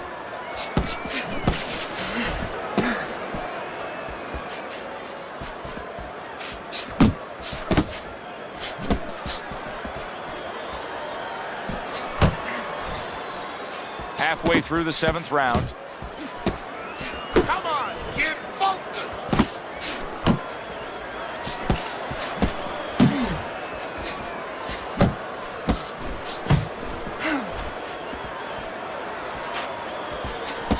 Just like that. Just That was a like miss by that. Jermain Taylor.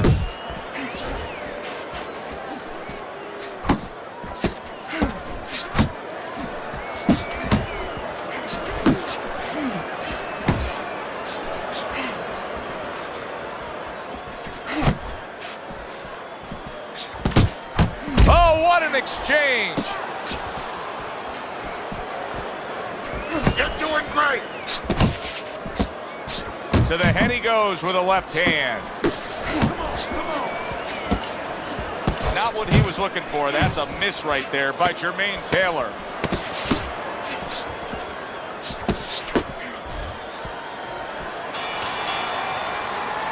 And the round comes to an end. Keep on. Listen, I'm not going to stand here and watch.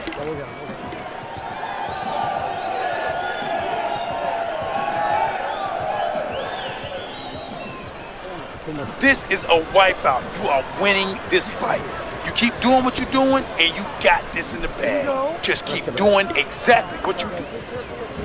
Keep your hands up, all right? Keep your guard up.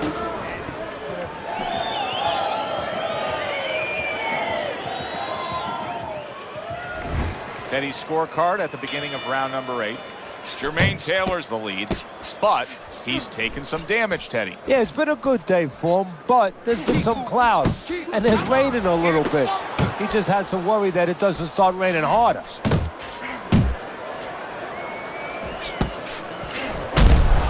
What a great job. He gave one right back in return. Nice work by Jermain Taylor. Sugar Ray Leonard's feeling the effects now of that hook.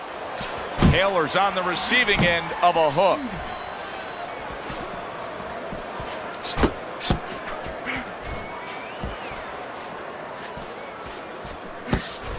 That's it. That's it.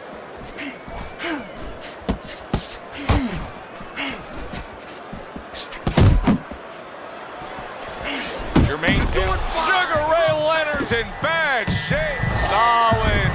Once again, he goes down. Can he survive this?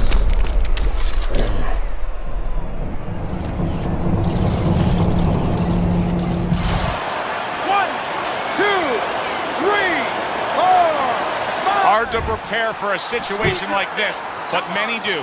He's been down, now he's got to survive. So that's where you're wrong. It's not hard to prepare. It's a must to prepare. If you're a trainer, that's what you do in the gym. You teach a guy, if you're in this situation, this is what you do. You grab on, you move your head, you survive. He tried to nab him up top, but was unable to connect. Jump on it. Jump on it right now. Come up. What a big shot. Oh, that's a big shot. Sugar Ray Leonard's hurt. He's down and hurt. Can he beat the count? Right now, he's thinking about another line of employment. 1, 2, 3, 4, 5. It's over. The fight is over. Taylor's gunned down yet another opponent. A knockout victory.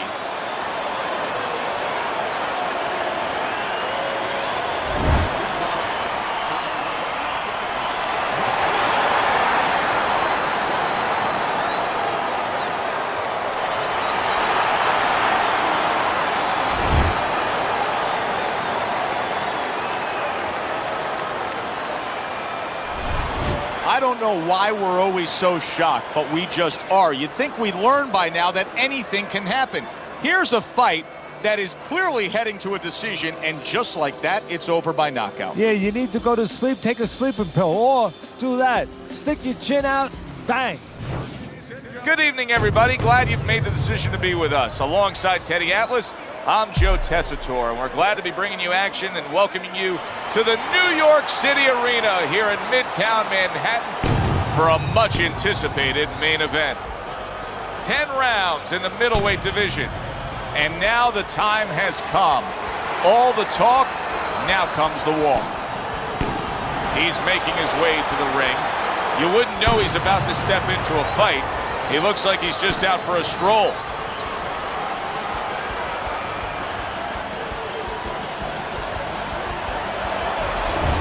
Winky Wright's almost giving you the feeling here that he's completely indifferent to all the pressure.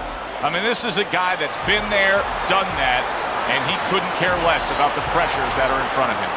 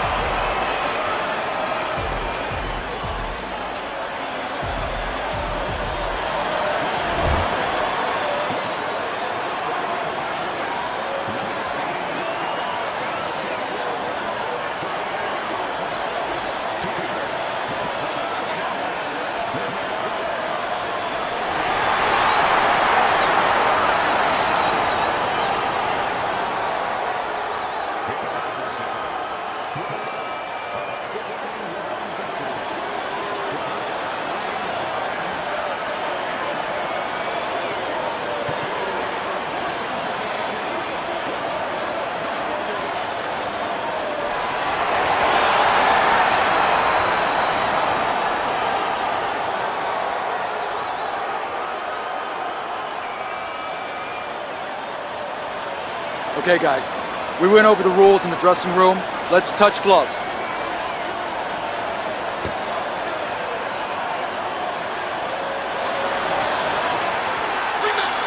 Scheduled to go the full 10 if we get that far. Round 1 underway. Wright's movement helped out there. He avoided that punch. And he's holding. Scores up top with a left. Get focused. I think most people would probably figure if we were to make a checklist of the advantages and disadvantages you want in a fighter, superior hand speed would definitely be a big advantage. But you've trained many a guy who's been up against the guy with better hand speed. What have you told them? Well, I've told them that that's only one dimension. That's only one thing. Turn that against them. Make it a kind of place where they can't use it. Parries that punch away.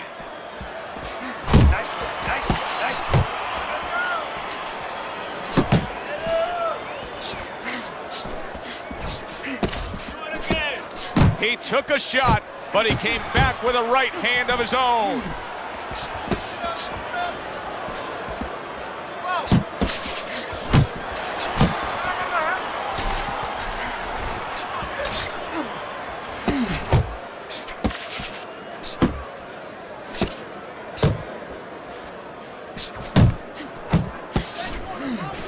You can see he's trying to score up top, but off the mark there.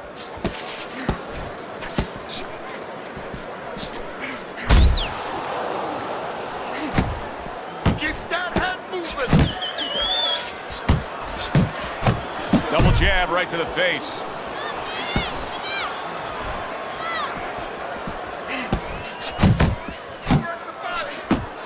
Winky blocks it. Huge left hand from Winky. Manfredo's now feeling the after effects of being rocked by a huge hook to the head. That's a flush shot, banking away those body shots with the left hand. And that's the end of round 1. You know, Teddy, I'm looking at that cut as he's in the corner now, and it doesn't look good at all. Do you think he thinks he has to go out there and try to end this fight? Not only does he think it, I think he's right. I think that he probably has very little time left before the referee or the doctor's going to stop this. And he needs to be thinking that way if he's not. Good, real good out there. Look at him, he's tired. He's real tired. He's got nothing left. Now listen, I need you to double up on your punches and keep that lead firing, all right? All night. Here we go. Round 2 is underway. He just missed that shot up top. See, he's got his guard up really well that time, and it protects his head.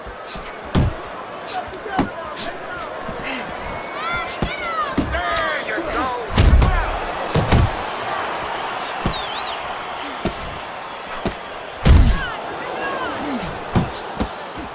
Teddy, he did a smart thing right there. Just created enough space and then landed the counterpunch. Looked like the will of the wisps, the old great Willie Pep. Made him miss, made him pay.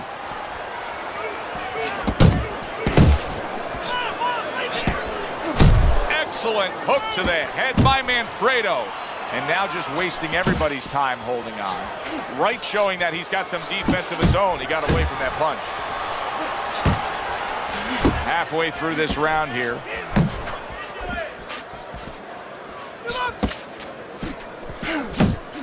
Very nice work to the head. The right hand landed.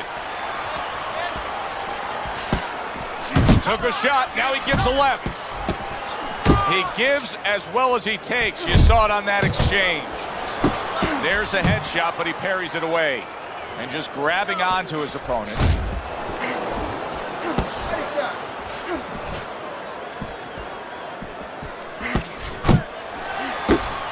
Flush right hand to the head.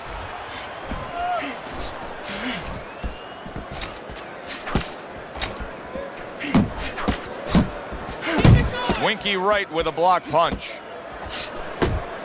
A little head hunting with the right. 10 seconds to go in this round.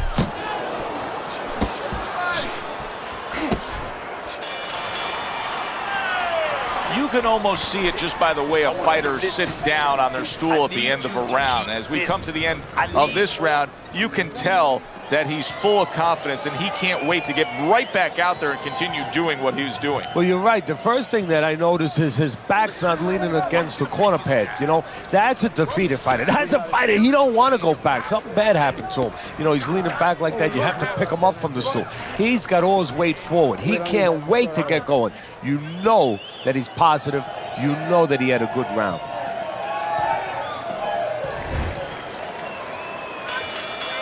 Round number 3 is underway.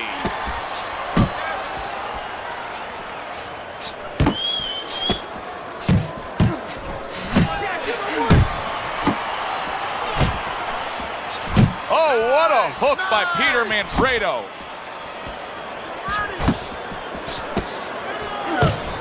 Goes up top with a right hand. Do that again. That looks good. Do that one more time.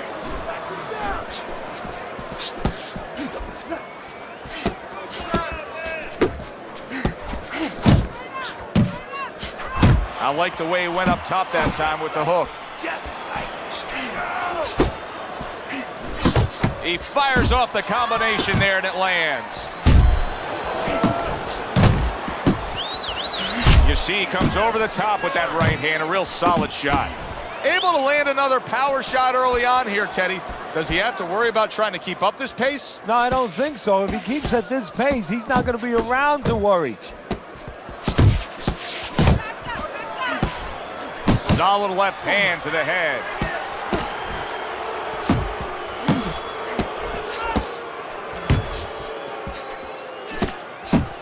He missed with that headshot. Come on, kid, focus.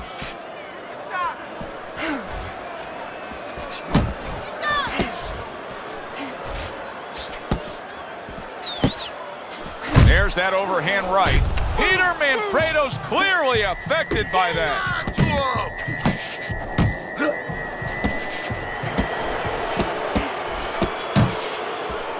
Keep moving. 10 seconds remaining in this round. And a right hand lands flush. Listen, you need to move your head more, side to side, okay? I want to see that head move more. You're doing fine. He's just beating you to punch, that's all. You need to throw more. Throw that away.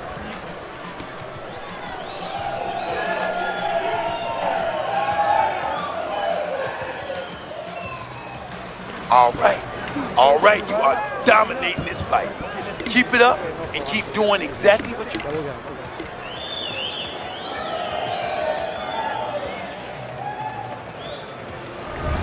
Wright's up around here after 3 rounds on Teddy's scorecard, but really nobody has distinguished themselves to any great amount so far. Nice work, the left hand to the head. Wright's doing a nice job being comfortable on the outside. Teddy, there are opportunities that are here for him, aren't there? Yeah, counterpunch opportunities because he's got an opponent who's walking in a little bit. Now he has a chance to start to chuck something back at him a little. Wright's missing the mark by a mile. That just was nowhere to be found.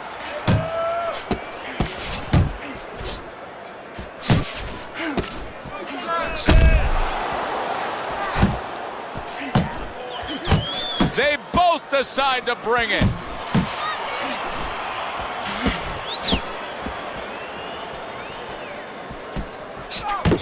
Nice combination, landing more than one. Both were able to score. Halfway through round number 4.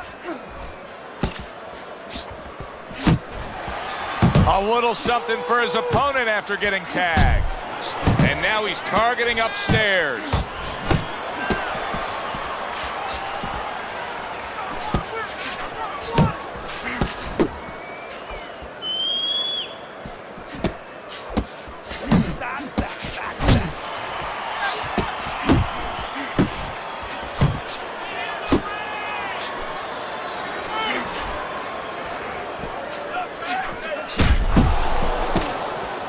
Good right hand.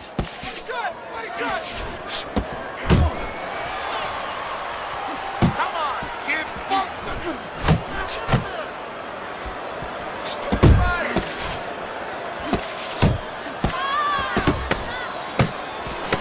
Now his opponent got away from that uppercut. Teddy, we know what the problem is. He's getting hit by left hands. Offer up the solution. Well, Joe, there's 3 lines of defense. Either you're blocking punches, you're moving your head, or you're using his leg. The problem, he's not using any of those. Keep boxing smart. Beautiful, beautiful. Nice movement there. Keep...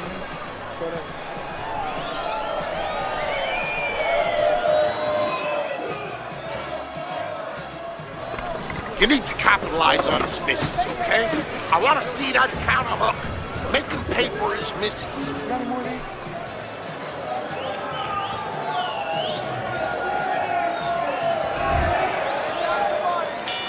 Back to live action now in what has been a closely contested fight.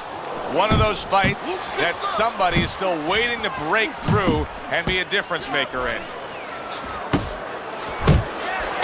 Crashes home with a hook. Come on, kid, Fulton. Wright's left, working well that time. There's a right hand. Back and forth they go, each man getting the best of it. Come on, kid, Fulton.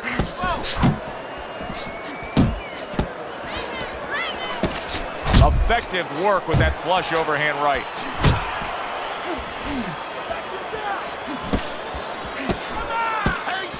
Turn that hook over, but couldn't turn it into a connect.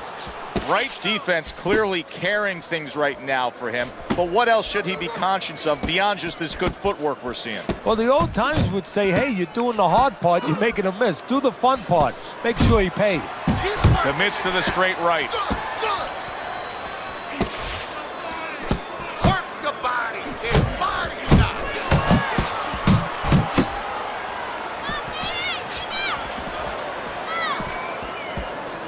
Keep moving, keep moving. Wright's proving to be elusive. And now committing to that midsection as the target with the combination punching.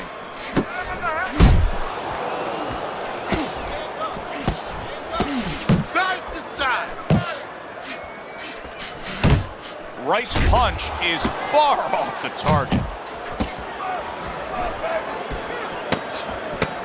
Last 10 seconds.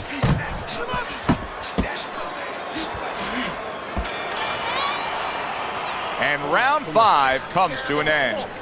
Wright's cleverness has really shown up here tonight. He's been just outsmarting his opponent, hitting these headshots, doing it from range.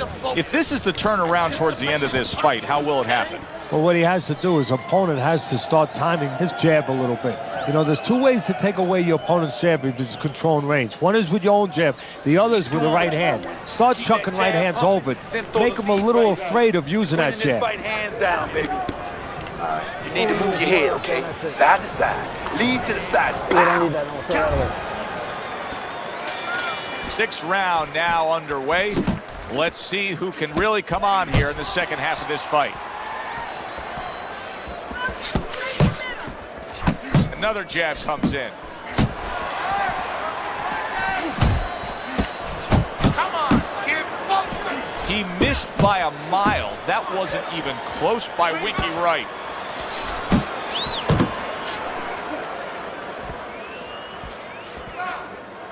Come on, stay away from those. Come on. Winky Wright's on the wrong end of a razor-sharp hook.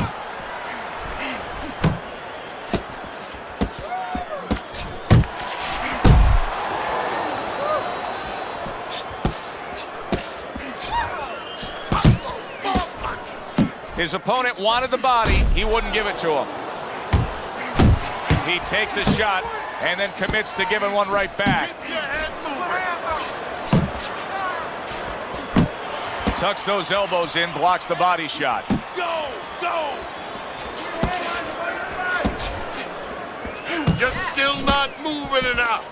Move, move. That straight right, unable to connect. Wright's got to be really careful there, Teddy. I mean, he's leaving himself wide open. And what's going to happen next? See, you know, he's leaving himself open. He hasn't paid for anything yet, but that will be coming before you know it.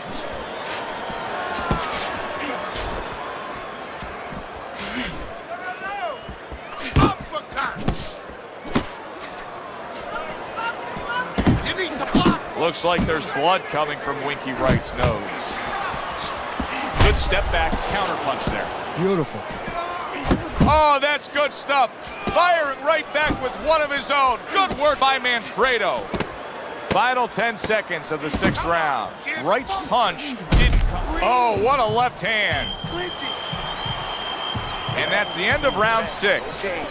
Wright's cut man is going to earn his pay for sure. That is a bad gash. And I'm wondering what he's using in there. You know, you can only use certain things, Avitine, adrenaline, and thrombin. I'm wondering if he's using legal things right now, because that's the kind of cut that tempts you to use crazy glue. Throw punches, okay? Don't walk into it without throwing a punch.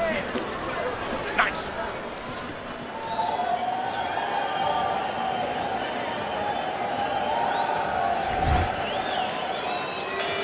Back to action here at the start of this round, which is just part of what has been a very evenly fought fight. One of those fights that's going to be very hard to score. Hits him in the mug with the right. Manfredo's feeling the impact of it. That's a huge left he just scored with. Oh, and there you go. What a hook to the body, and he is down and in bad shape.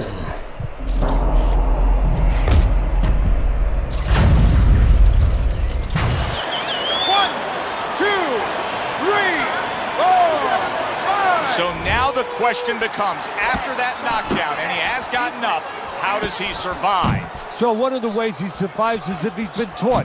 Have good habits, have good fundamentals been put there. You're going to find out right now, he needs them right now. Able to dismiss that body shot.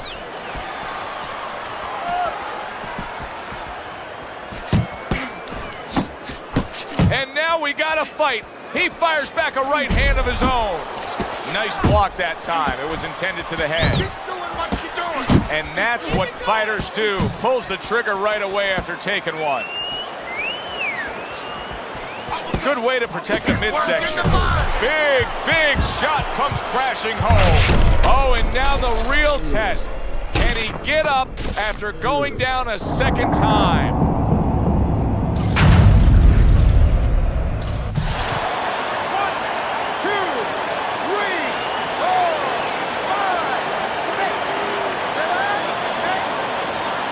So he is able to get up to his feet after that knockdown.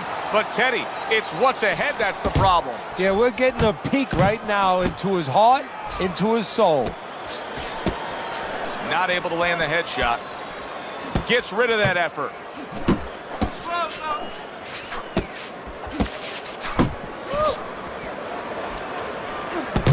Good job, champ.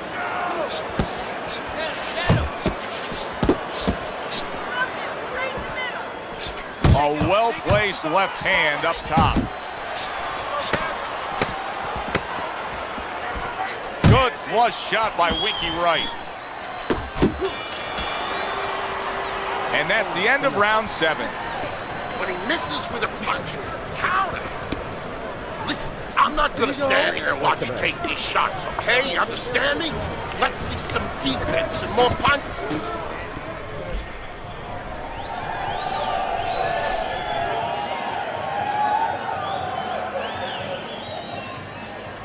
This is yours, you hear me? This is your fight. Keep it up. Keep scoring points like that.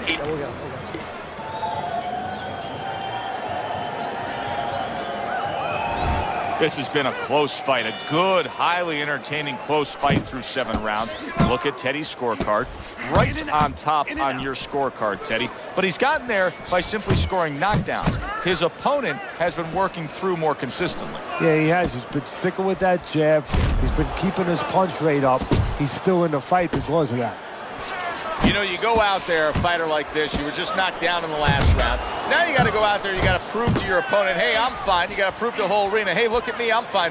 You also have to prove a lot to yourself, though, don't you? Yeah, but you have to remember, that's a good question, but you have to remember this fighter has been there before. So just remember, I have dealt with it before. And then you have to beat David Copperfield. A little bit of a magician, a little smoke and mirrors, and con your opponent.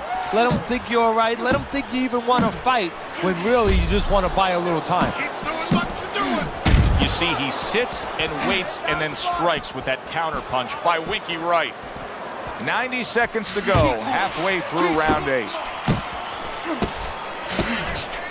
Nowhere close, that punch by Winky Wright.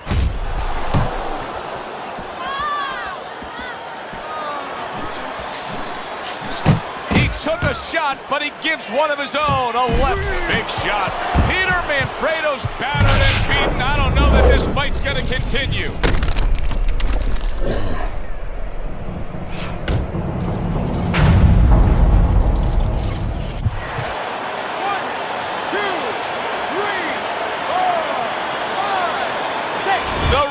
Stopping this fight. Wright's hand to be raised in victory. He scores the knockout here tonight.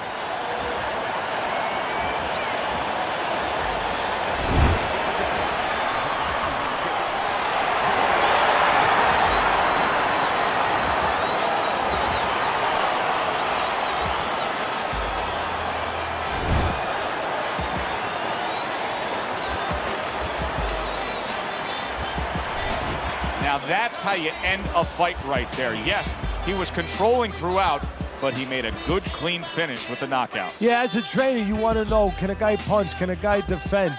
You know, can a guy control distance? But you want to know, can a guy finish? He got the answer. Yes, he can finish. Hi, everybody. I'm Joe Tessitore alongside Teddy Atlas. Good evening and welcome to the New York Arena in Midtown Manhattan. Our main event should be a good one tonight. 10 rounds of middleweight action between Erislandy Lara and Danny Jacobs. Lara's ring walks have been known as circus spectaculars, but yet, with all that, to him, it's a moment of extreme attention.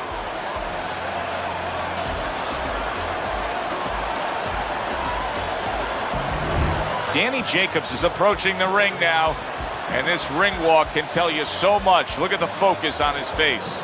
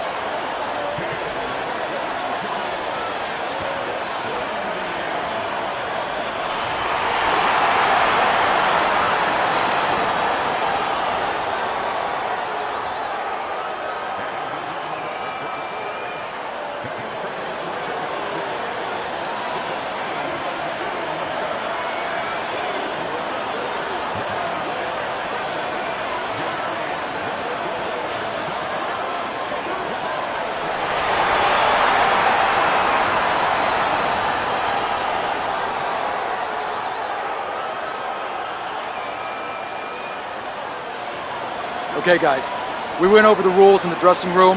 Let's touch gloves.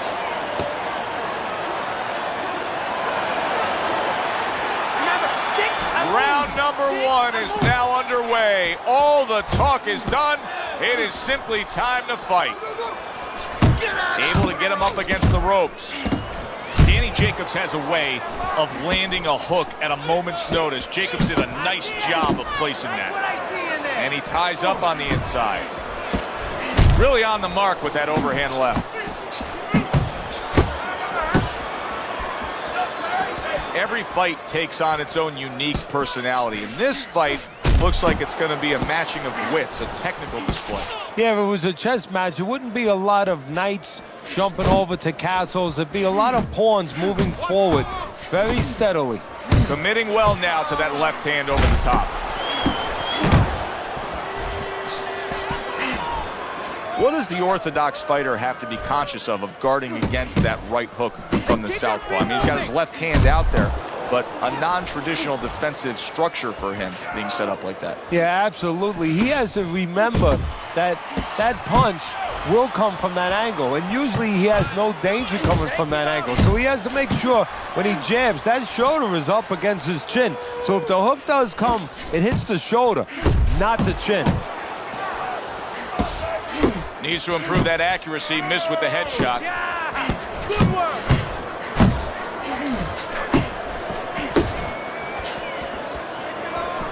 Boom, left hand comes home. He got rocked. He just got rocked, and he's still taking punches. The only way right now is to grab on a little bit, stop this flow.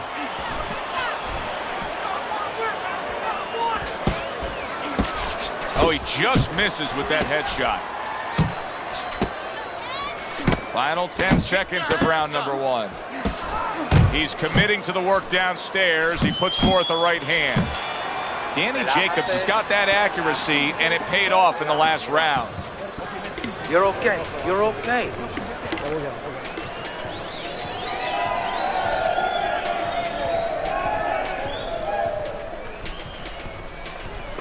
Nice work. He can't handle your speed. It's too much for him. You keep it up. You got any more of these? I'll do one. Hold it. More blood? Yeah.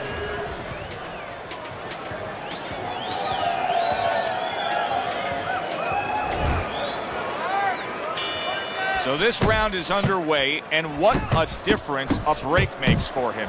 Look at how fresh he is to start this round after getting hit hard and rocked in that last round.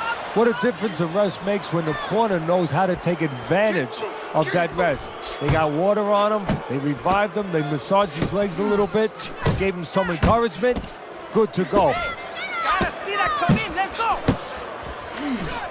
A good block.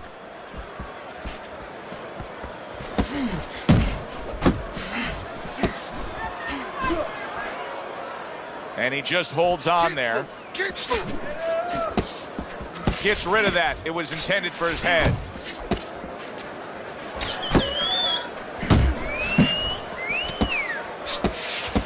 Able to land the jab.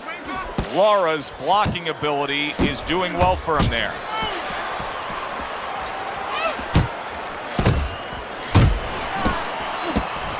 Not hitting his mark there going upstairs.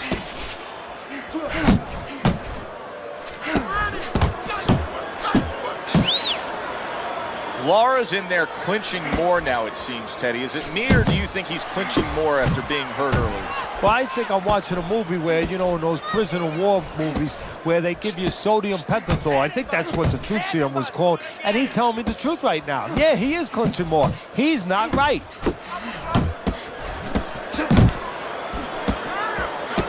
He took a go of it to the body, but came up empty.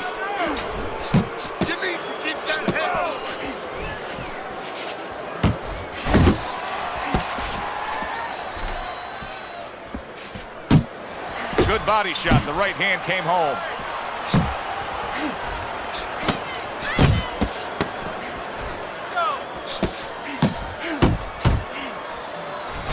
Scored well with that straight left.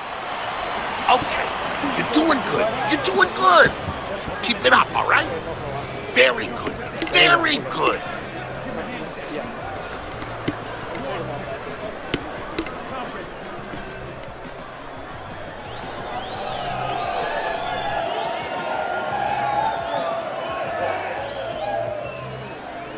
losing this fight. I need you to take some chances. You have to take a chance with this guy, all right?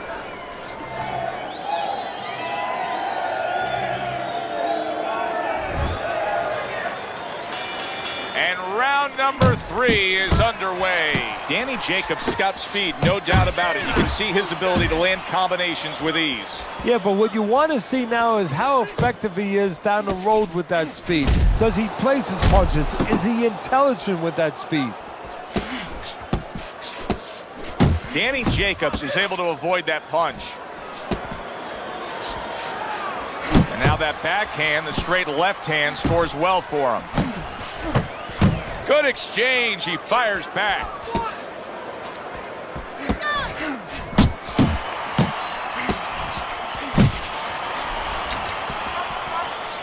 Good step back counter punch there. Comes right back with a shot of his own.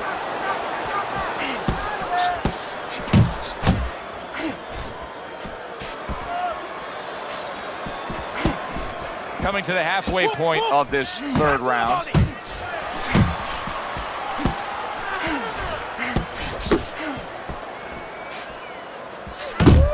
That is a big right hand after eating one himself. Turns over that hook and he does damage upstairs. Not much action as he just ties up.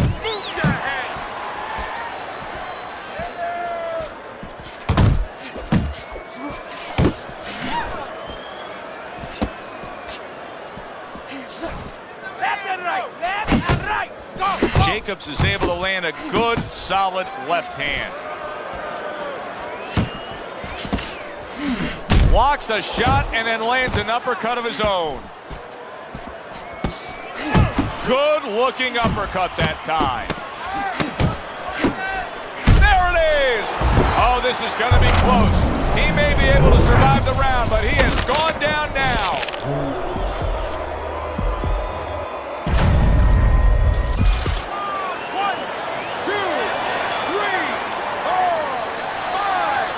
Stay away from the power, okay? Keep circling away from that power. I need you to keep moving side to side, all right? Keep moving. Don't let him get that power shot going.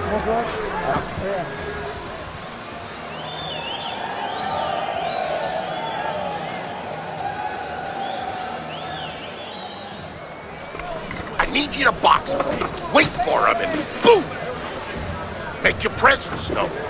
Assert yourself. Assert your punches. He has had this fight go exactly as he has wanted it to go early on. As we begin round number 4, he's up 3 rounds to 0. The only thing you have to worry about is he hurt his opponent very easily early on. Does he now take for granted that he's going to do that anytime he wants and forget about the fundamentals, forget about the jab and the other things he knew he had to use coming into this fight? Teddy, it's hard to believe that he'll be able to get anything going if he doesn't throw more jabs. It's kind of like trying to speak the English language without knowing the alphabet. I mean, the jab is ABC. Fires right back at him.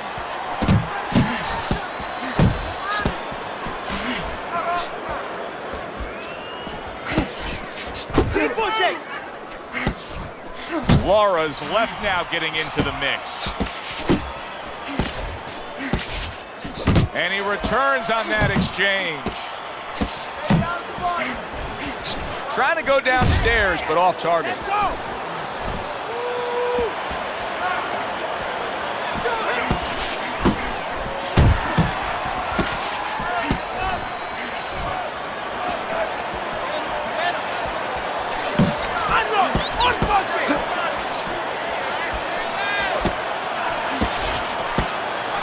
Good job by Lara that time. I thought he was going to be knocked down. Instead, he recovers. Still not moving enough. Off to the side, a little swing and a miss going upstairs.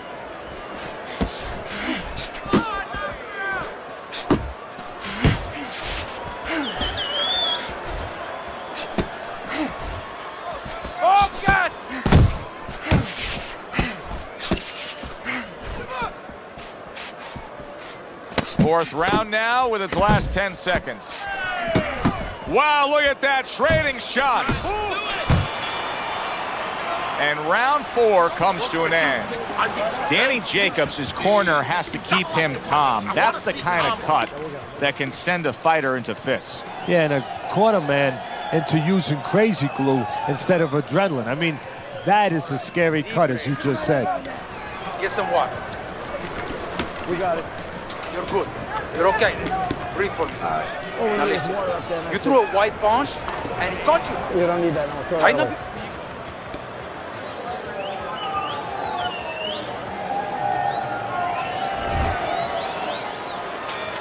Start a new round here. It's hard to believe that we're even in this round based on how that last round finished. Well, if you ever watch some of those Houdini movies, you know, the great escape artist, kind of hard to believe he got out of some of those fixes he was in. You know, inside that box with chains around him underwater. He's going to have to do a Houdini right here. Showing you some defense there with the block.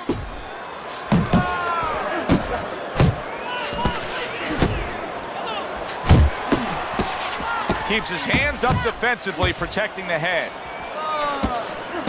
Jacobs is doing a really nice job of just boxing smart here.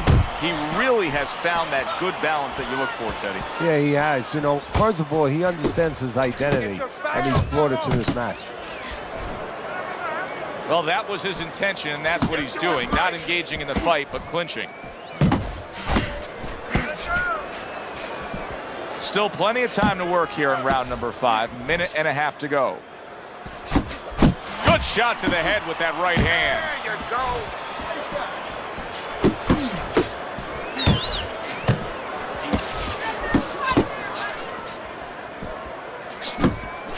go. Tried to land that upstairs and was off the mark. Scored well with the left downstairs. And now just wasting away some time with that clinch. Come on, get focused! He scored well after being hit himself.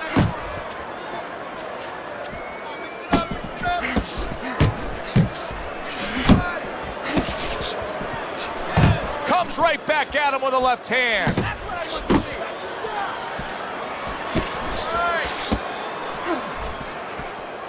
Final 10 seconds of this 5th round.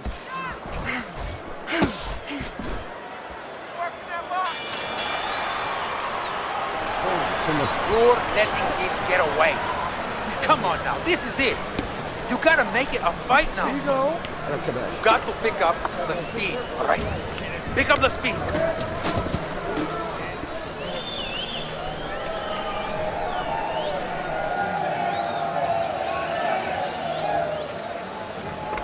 It's over. He's tired. He's got nothing left, okay? Just go for the head.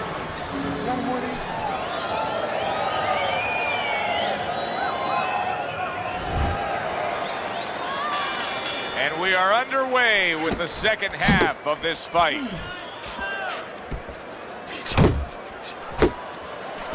Nice work with the uppercut. He engages in the clinch. Solid hook upstairs. Lara's done a good job there, offensively scoring with that left hand.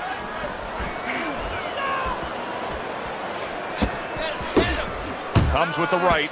Lara's thinking right now that he's doing a good job defensively, but it's really not the case, Teddy. Every so often, you will see a punch split that guard. Yeah, he's just standing there. First of all, the gloves, he needs to extend them just a little bit away, so as you said, those punches, you know, aren't going to force their way through to the target, which they're doing right now. They're getting down to him. They're getting through to him.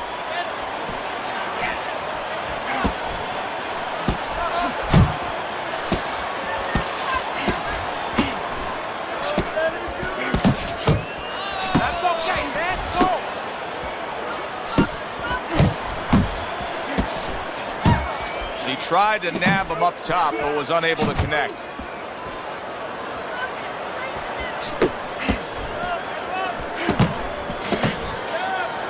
And you can see he wanted to do that as he holds on there. Nice work! Nice work! And now they're trading blows.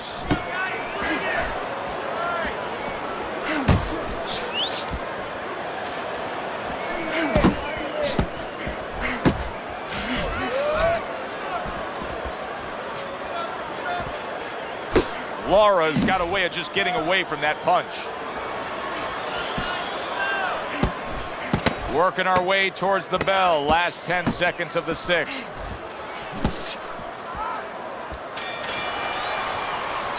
And this round comes to an end. Jacobs is in dominating form here tonight. He's doing everything he wanted to do, and he's ahead on our scorecards ringside. Yeah, but don't forget, he's in the other guy's hometown. So don't let up too soon. Don't start partying too soon. You know, still keep doing the things you were doing to get you to this place. You can't just move around. You gotta move your hands in there. Let's go. Don't get careless, okay? Don't fight his fight.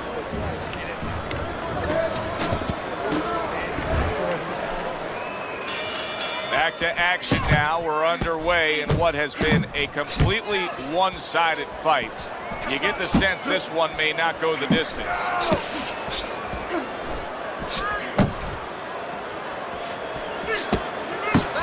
Right on the mark, double jab.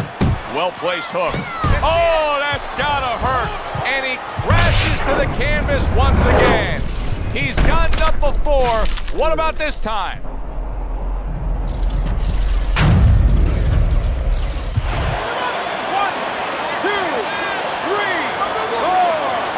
Lara's up from the knockdown, but what we really want to look for is how he reacts in the coming moments of this fight.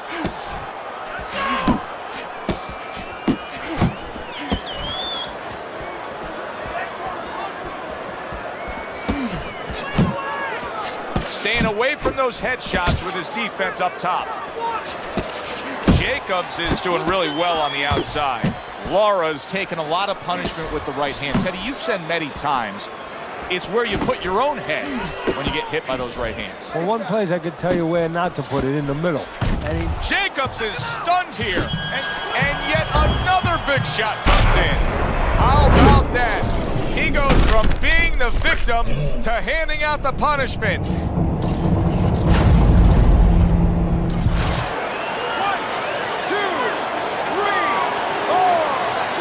Jacobs is able to get up.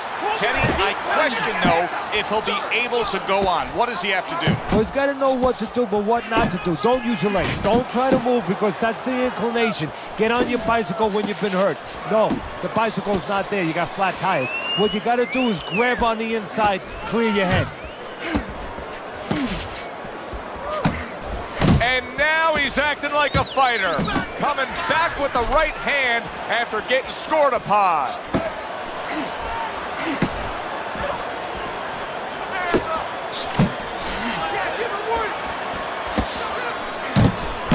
You can see he's trying to score up top, but off the mark there. Coming towards the end of the 7th round, 10 seconds to go.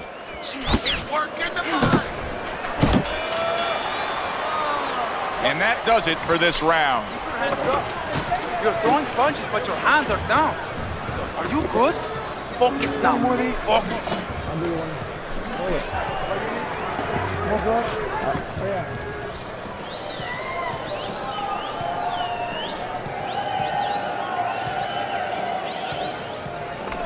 Okay, listen. You can throw him off with some head movement. That's it. Throw him off with head movement.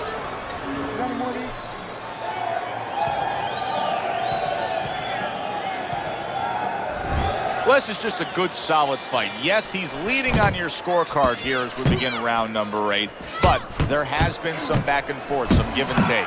His opponent has found some kinks in the armor, namely that right hand over the jab. It's all right. Keep moving.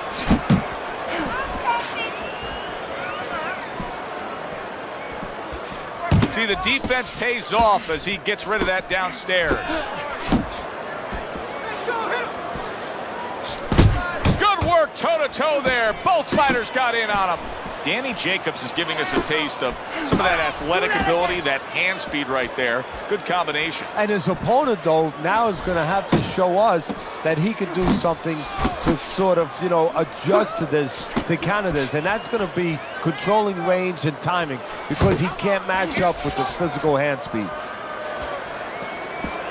How about that exchange?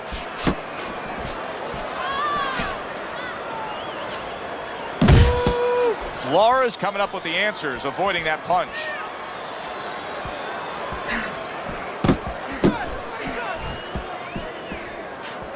Keep it going. Yeah.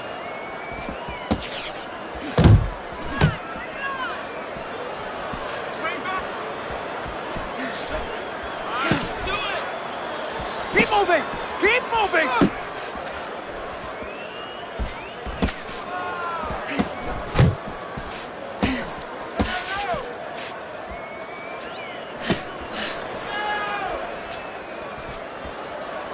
Jacobs is way off the mark. That punch didn't have a chance.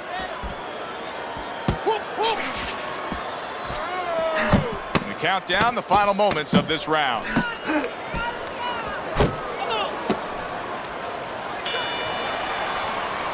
We come to the end of this round, and for this fighter, I think that's a good thing, because I was looking at him there, Teddy, and it looked like he was breathing in and out of his mouth for most of that round. Yeah, and that's a bad sign. That means that the gas tank is a little low. He's low on petrol.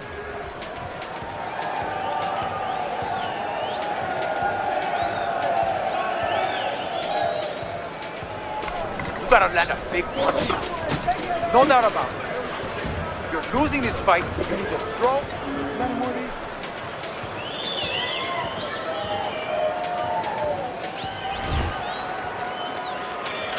The 9th round of this good fight. Danny Jacobs is ready to go. He looks like he's in good shape for this round. Erislandy Lara's well off the mark that time. Oh, everybody will tell you, you can't get away with that. What a big, wide, sweeping whiff that was. Well, you can get away with it if the guy doesn't want to throw back, but if this guy wants to start throwing back, then you're not getting away with it.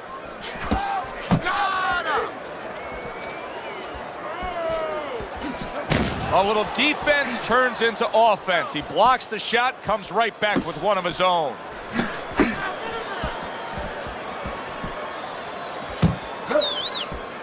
Oh, and they decide to trade there.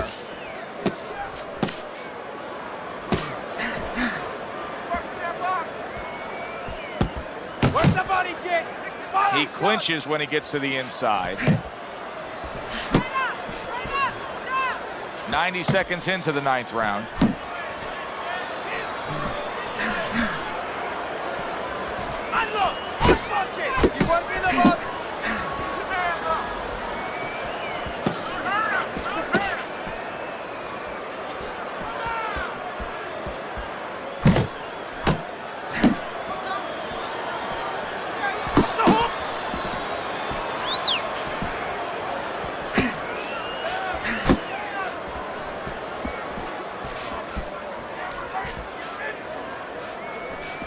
Still not moving enough. Move, muévate. He's showing what a skilled fighter he is with the counterpunching. Well, the old timers used to say, when you're calm in there, when you're controlling there, you can make him do what you want. He made him tie his shoelaces right there. Erislandy Lara's not showing that he's got a great IQ when it comes to ring generalship here. He's just stationary, not much movement at all. No, not at all, and it's feeding right into his opponent. He knows where to find them and where to find them at all times. He needs to get on those legs a little bit and start changing a little bit of his placement here where he is. He's always in the same place. Just keep it simple. You're making this harder than it has to be. You don't need that. No, throw that away.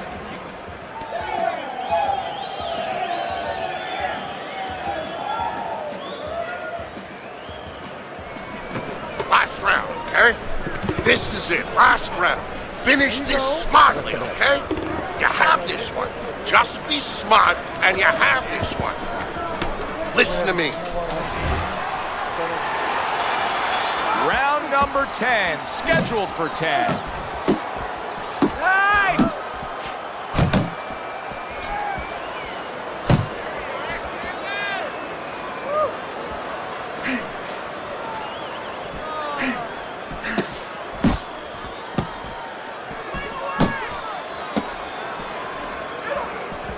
Good looking right hand after he got hit.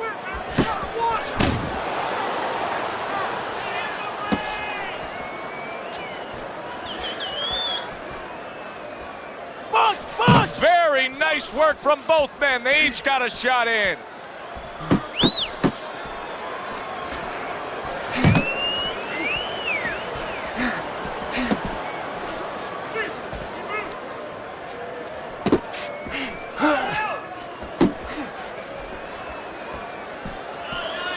halfway through this 10th and final round. Not focusing.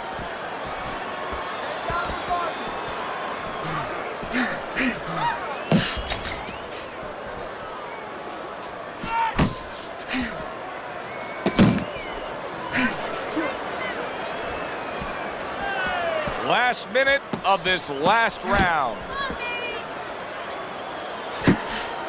Come on! Good defense, just covering up down low.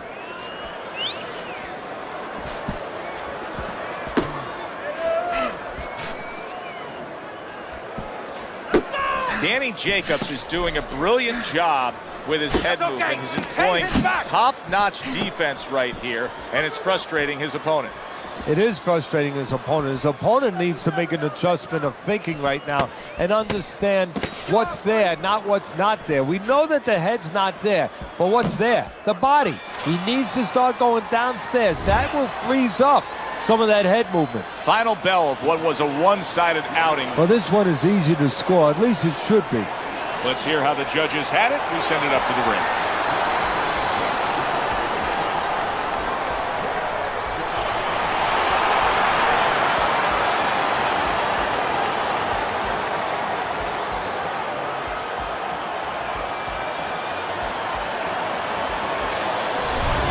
Jacobs' dominating performance gets the payoff with the decision. A unanimous decision.